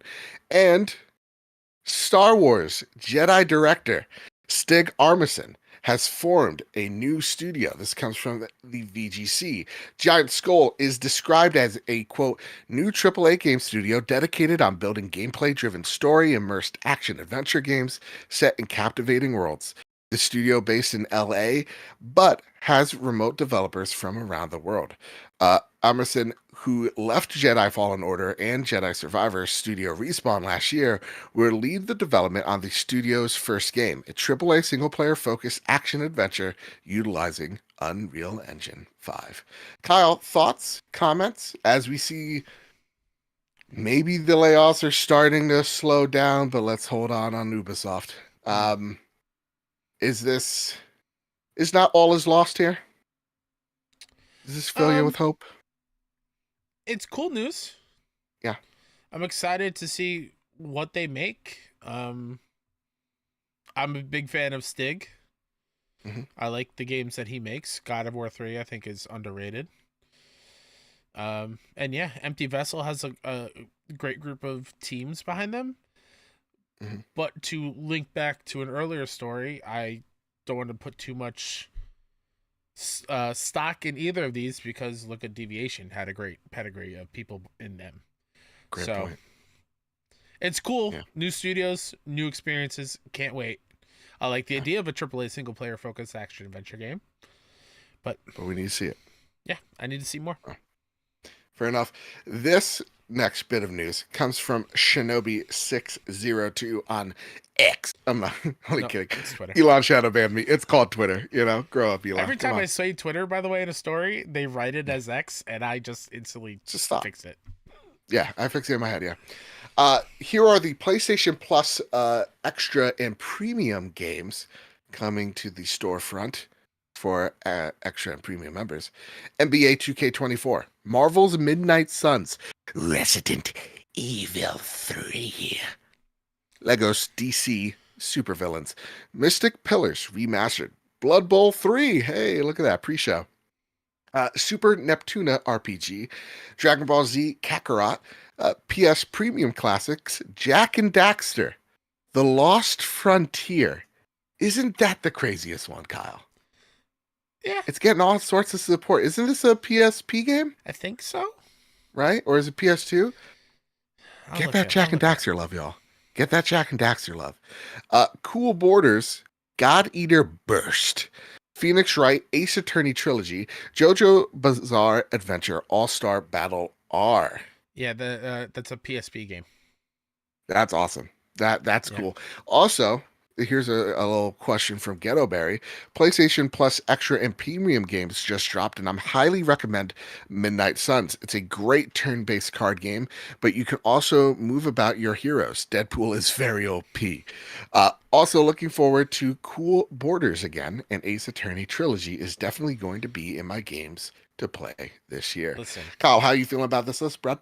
Cool Borders is on my list of one of my favorite games of all time.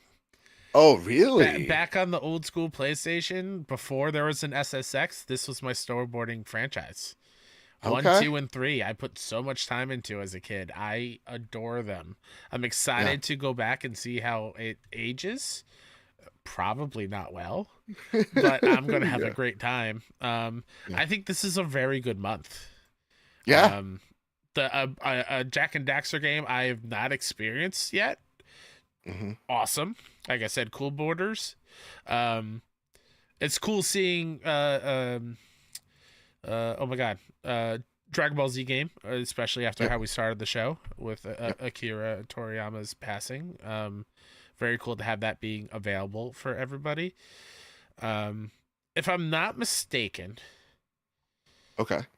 and obviously RE3, Midnight Suns, Lego Great. DC supervillains, all great.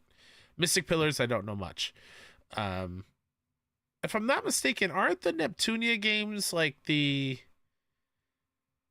video game versions of the console wars?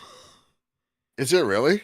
Am I thinking of the right thing? Because there is a video game franchise where it's like a PlayStation world that isn't PlayStation, but very clearly PlayStation and Xbox and Nintendo, and they're warring between each other. And I thought they were Neptunia. No, I think that's just called Twitter. I mean, fair, but no, this is. Yeah. Oh yeah, Silcana in chat says yes, Kyle. It's the anthropomorphic consoles. Yeah. Awesome. So that is that title. You know where I'm fighting. You know where my on the right allegiances side. lie. That's right. For Super Earth. Kyle, here's a little segment. Probably not stay on it too long because we're probably both playing the same thing. I don't want to beat a dead horse here. So, what you've been playing, more like the Final Fantasy VII Rebirth update. How are you feeling so far? What chapter are you in? And are you still running high on it? Still running very high on it. I think I'm towards the end of chapter 9. Okay. We're close. I will give you the region for everyone at home. I'm in the Gongaga region. Oh, that's how you say it. Just did a very, very cool and interesting boss fight. Okay. And a very interesting story thing happened. Oh. Okay. And I played it last night, and my mouth was open the entire time, like, this what? is awesome. Yeah. Excuse me? Okay. I'm digging everything about this game still. I love what they're doing with Kate Sith. I like him a whole lot in this game. I'm still getting used to his combat. I think Yuffie might be my favorite character to play as in this game. He's so much fun, dude. She's so good. Just wait until you unlock her doppelganger ability. Oh my god. You get two of them at once. Now, whoever you replace on your party with her. Oh, I switch my party up all the time.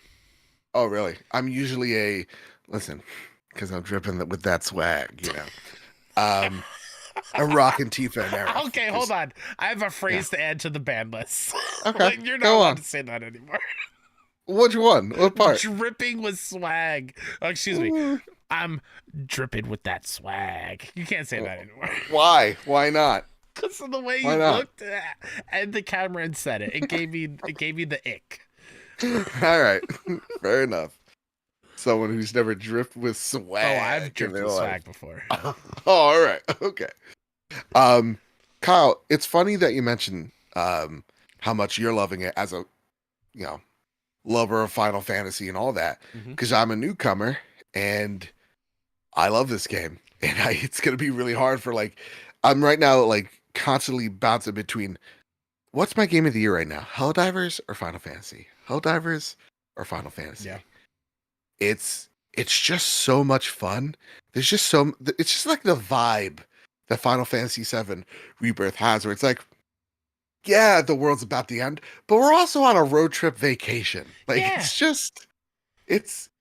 It's a good vibe that definitely in the year 2024 we kind of need more of. And I'm loving each and every one of these characters. And I'm trying to where are you? Every single one of them. Where are you currently in the game? I'm entering chapter 8. Okay.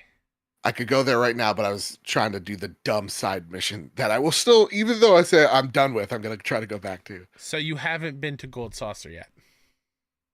No, everybody talks about Gold Saucer. Oh my goodness. I can't wait. Okay. Oh, I can't wait to hear your thoughts on it. What was I going to say? I am a little mad at the game. Why? Because I like to clear everything before I move on. Okay. and the game forced me to move on until I can clear everything for Ah. story reasons. Okay. There's two Ooh. parts of one of the open world Did they give you a things. warning? Yeah, Oh, okay. the If quest they just giver said, is like, listen, you got to come back. We're not ready for you yet. okay, interesting. That Interesting. is currently my least favorite minigame. Is that All one? right. Oh God, the push-up one sucks. Yeah, Yeah, loving it. This game's fantastic. so And good. again, the combat has clicked with me now, and like you're right. Like I got what's her face, Yuffie, Yeah, right? because And you I'm didn't play like the the way DLC, right? no, so Oh, like her combat's completely new to me, and so like figuring her out and being able to just go from range to close quarters like almost instantly hmm, feels so good, man. She is such a fun character to yeah, play. I could understand why they had a solo DLC for yeah. her because her combat slaps. Also, All right. shout out to the piano minigame. It's So- hard. I've been starring everyone. I've been full comboing it for my Guitar Hero rhythm game peeps out Mm, there, but it's difficult, and I get mm, really mad because my analog sticks sometimes miss an input or say I yeah. did an input and I didn't, and I have to restart the whole thing for my There was one where it's like O Tifa had to do OCD something, thing. Yeah. and they're like, "You tried." I'm like, good enough. Is that a platinum? Like for like, is that a trophy? The piano, Yeah. you have to at least get an A rank, from my understanding. So you can miss a Whoops. couple, but Whoops. Okay. Fair enough. Yeah, that's definitely not a game of platinum. It's a little obnoxious. oh no, I'm In that doing it. in that. All right. Fair, I mean, listen. You go for it. You go shoot for the stars. That's it, Kyle. Are you holding on to something? Are you holding on to something? Um, let me see. How much of this can I show? Whoa. Excuse me, sir. Hold on. I got this. I had to clean my car out because it's getting junk tomorrow. Sure. And I found my teaching badge. Oh I'm wow. a substitute teacher. Wow. Look at that hunk of Look junk at right you. there. You know? Look at you. Haven't aged a goddamn day. The hell has happened to me? Fair enough. I'm holding my PlayStation mug. Prepare the drop. Here are the latest PlayStation games. Sorry, latest games heading to the PlayStation storefront. March 12th. Contra Operation Gagula. PS5, PS4. Why are you giving me all the hard ones? Come on. To be Cyber fair, you choose Trash. to read these. It's true. It's true. Cyber Trash. PS4. Little Cities. Bigger on PSVR 2. That's a good title. I like that. Melatonin. Melatonin. I like that. It's chill vibes. PS5. Melatonin looks rad. Uh, Yeah. already has come out elsewhere, so it's Mhm. finally coming to PlayStation. Do you want a code? Because we got one. Oh my god, I would love a code for melatonin. Okay. Fair enough. Sweet. It's yours. March 13th.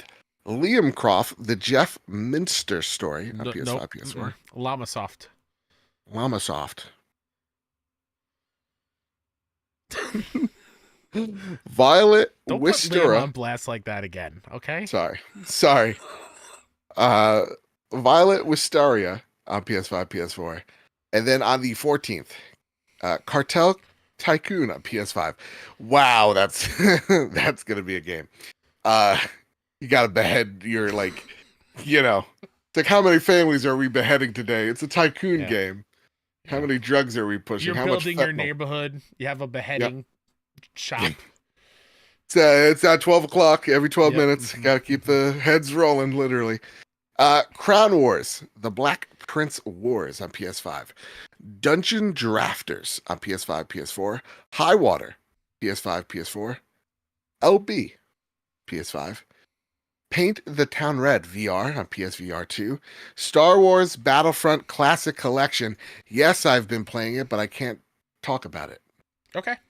Just a day before, and that Mm. that sucks for me. Mm. But gotta love Star Wars. That's all I gotta say. March 15th, Outcast: A New Beginning on PS5. PJ Masks Power Heroes Mighty Alliance on PS5, PS4. What the Golf on PS5, Hell PS4. yeah. what the golf comes to PlayStation. That's Let's good. go. Also, March 15th is early access for MLB The Show. Oh, nice. If you pre-order Nice. it, I think. All right, Kyle. It's time for the last segment of the night, but our favorite segment of the show. Kyle, it's time for the Sony Pony Express. Yeah. Oh, that's right, that's right, that's right. Come on. Una writes in, hey you guys, hope you both are doing well. So earlier this week, I read a report about Sony might be working with PCXS2, the PS2 emulator, to see what they could port over to PS4, PS5. If this were to happen, what would be your top games you would like to see be brought over that have yet to happen?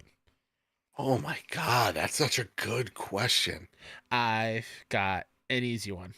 And Go it's for it. somewhat of a joke one, but PS2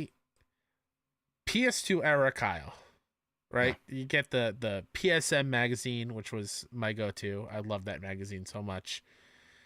Everyone's talking about this new game from Square. It's not an RPG though. Okay.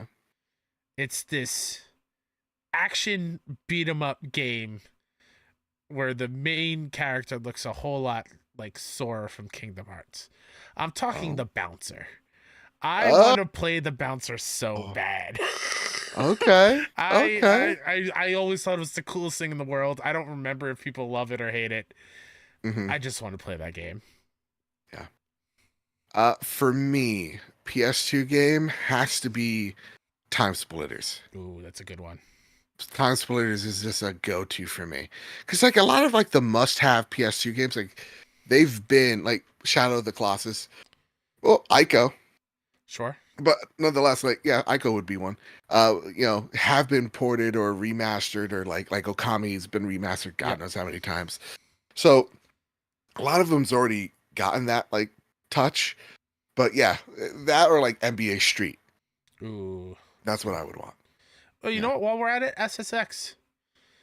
Give us those SSX games, baby. Yeah. Give me Freedom Fighters. I used to love that game. Ooh. Have you ever played that game? I feel like that would have been up your jam. I've heard about it. Up your jam? No, that would have been your jam. Dan S in chat, Maximo. Those games rock too. Maximo. It was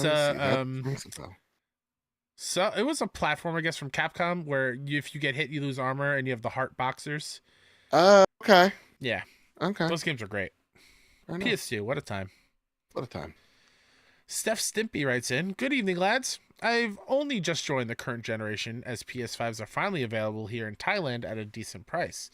This has been a wonderful couple of weeks for me as I've been greatly enjoying Cyberpunk and RoboCop. I've heard great things about RoboCop. I'm only hearing good things. My question for you both is, what PS5 bargain should I look out for that I may have missed in the past few years? I mainly enjoy single-player games, especially open-world action adventures. Keep up the excellent work. Cheers, Steph. I mean, go-to is Horizon Forbidden West. Yeah, it's pretty good. Right? God of War is pretty good. Player. God of War is fantastic. I love Hogwarts Returnal. Legacy. I mean, yeah, Return. I mean, like, and that's the thing. Like, I would be like Returnal 100%. But if they're saying like action open world, yeah, that's why. Yeah, because that's more arcade type of thing. But what's another open world action adventure game? I mean, like, I can wax poetic about Diablo 4 any day of the week. What else? You know, let's go Elden Ring sides. Oh yeah, and Elden Ring for sure. Death's Door is fantastic. It's somewhat open world. It's got hub. It's like a classic Zelda. Yeah. A Tunic is pretty good. Okay, I like that. Assassin's Creed Valhalla. I know it's totally opposite, but oh my god, that game's too big. Yeah, it's too big. You know what? Step away. 40 hours in the first tutorial area alone. True. Depends on how do you like a good JRPG? Because I heard nothing but good things about Like a Dragon. Yeah, that's fair. Nothing but good. And I think those two games alone, it's like your 2024 set. Oh so. Yeah. But I would say right now, you just got a PS5. It's Horizon. Yeah. That's going to showcase the beauty of the PlayStation for sure. Mm-hmm. For sure. Ghettoberry writes What's the in. next game here? Yeah. Hey guys, hope you're both feeling Hey. great. I've noticed I'm something feeling all right. dodgy over on PS Stars, and I wonder if I'm not the only one noticing this. I'm Okay. using Dredge here as an example. The game costs £20 or 6,250 points, but 5,000 points you can redeem a £20 voucher, which you can then use to buy Dredge, saving you the need for another 1,250 points. I can't say this is all for all the games or even other countries, but it is worth keeping note when redeeming those points. That is, of course, you only redeem vouchers, which seems the only logic thing to do here. As soon as I get enough points, I redeem the £5 voucher, which I then use towards V-Bucks on Fortnite. So I'm wondering, what do you guys do with your points? As always, love the pod, love you guys, and remember to eat your greens. Never. Okay. No, I you know what I've been making in the morning? Except for string beans. I like those. Because I had a bit of a health scare and it kind of scared me straight. I've been eating spinach omelets. Oh. Just throw a bunch of spinach in there, a little bit of ginger, some olive oil. What are you, a chocobo? What's going on here? Well, you got, listen, man, I want to fucking die. You know what I mean? I gotta, not saying it's the best thing in the world, but I don't have to eat lunch afterwards. It's hearty. I can't think of things I hate more than spinach. That's why you gotta put it in the eggs. Ugh. A little bit of, you put a little bit of chipotle sauce on there. Oh, we smoked, not the sauce you get from Chipotle that's smoked. Whatever, it's good. Throw it in there. You're asking Delicious. the wrong person. It's delicious. Let me tell you. Yeah, they do that on purpose. Yep. Make the games worth more than what they are monetarily with their made up point system. It's just so you can stay more engaged in that system and do the challenges. Because one of the challenges I laugh at is go buy this full price game and get 50 coins.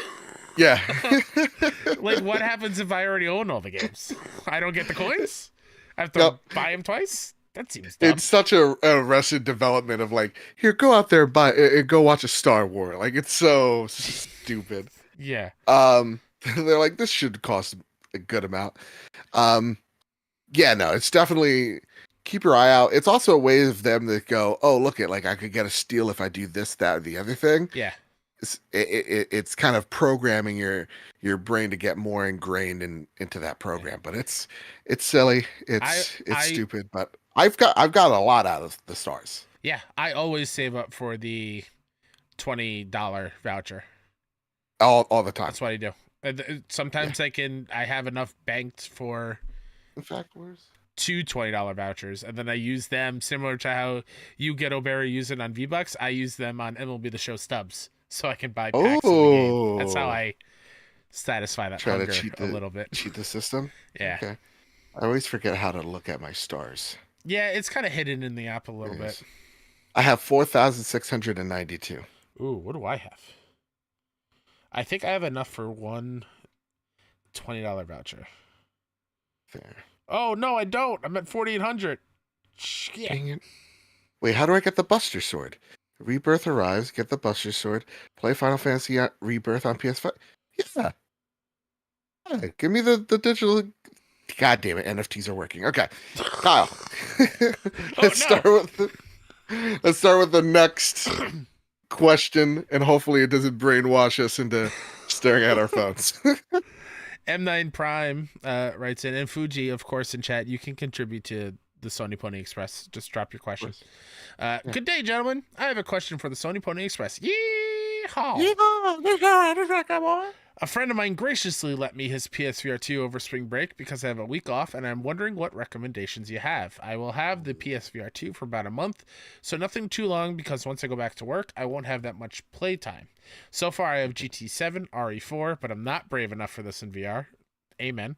Okay. No Man's Sky and Tetris Effect that are non-VR games with VR support, and I picked up Drums Rock, Moss, use star points to get, and Before Your Eyes. Oh, good picks. All good picks.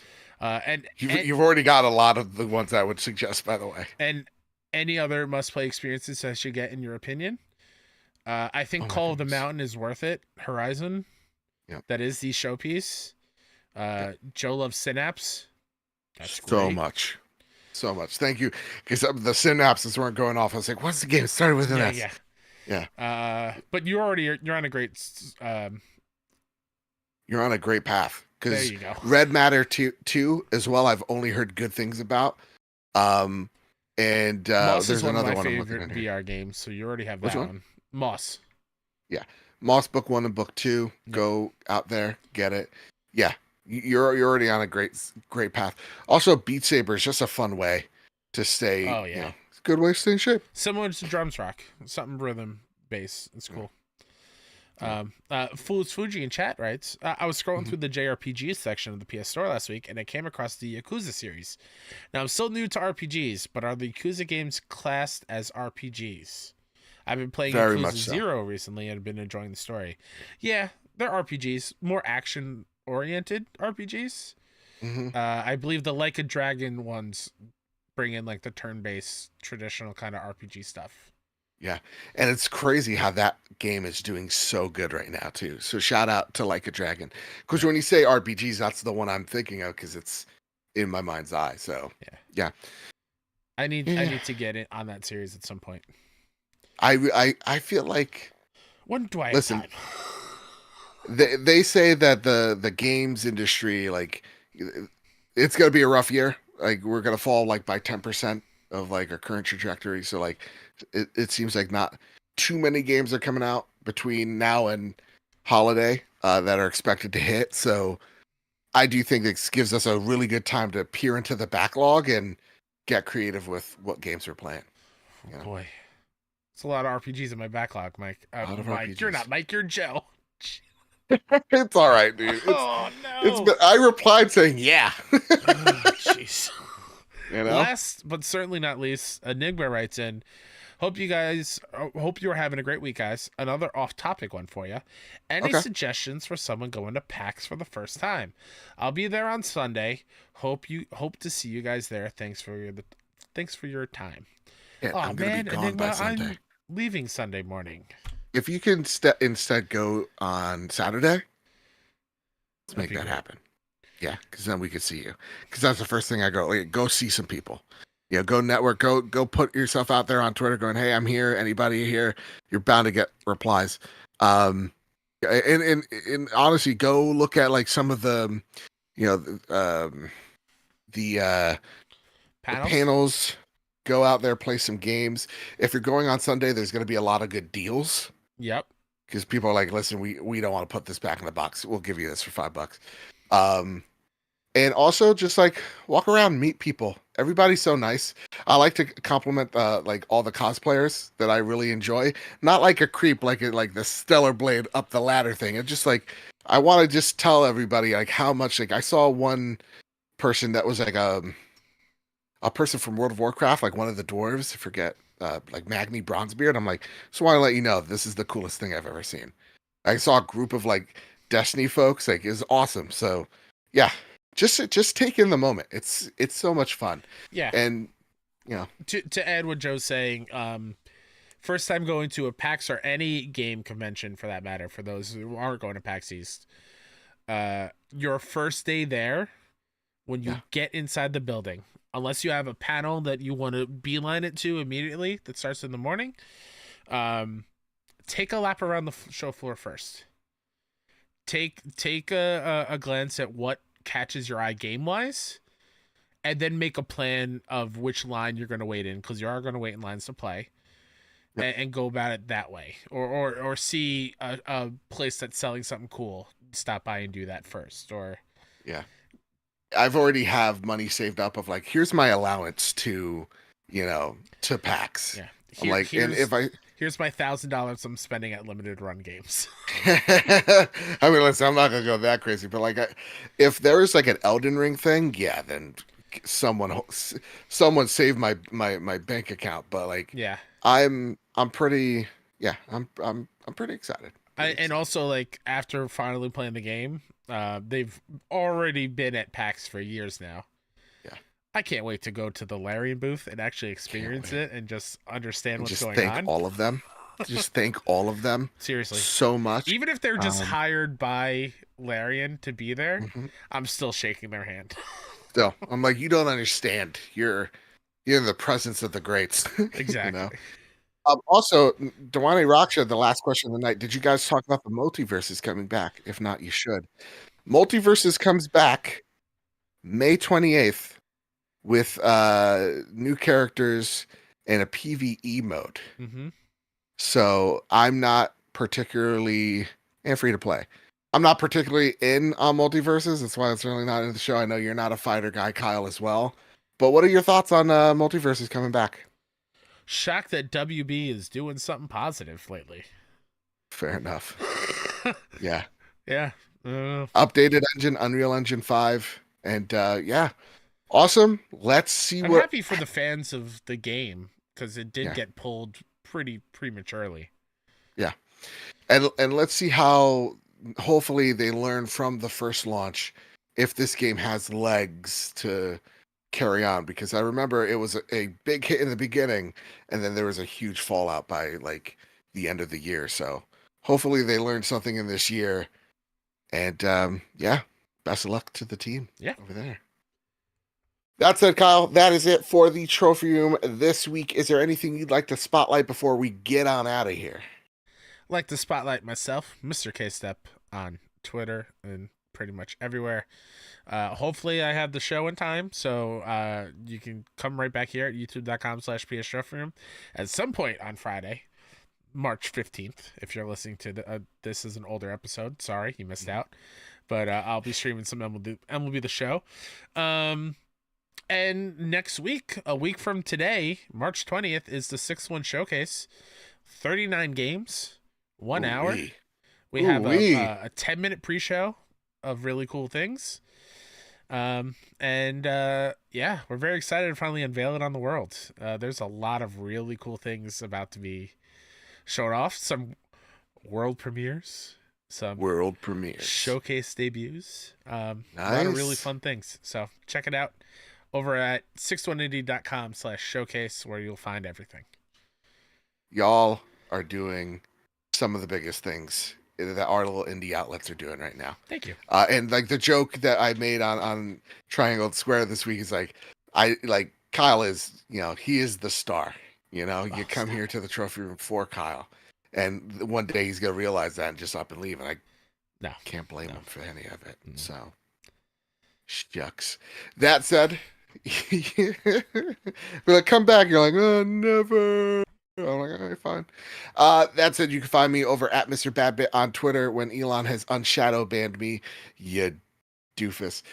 And the show over at PS Trophy Room. You can follow this show over on YouTube at youtube.com/PS Trophy Room. You can catch us live each and every Wednesday night at 8 p.m. Eastern Standard Time as we record the show live, and the day after on podcast feeds. Of course, next week, again, there's going to be an episode that drops on Wednesday, a day early.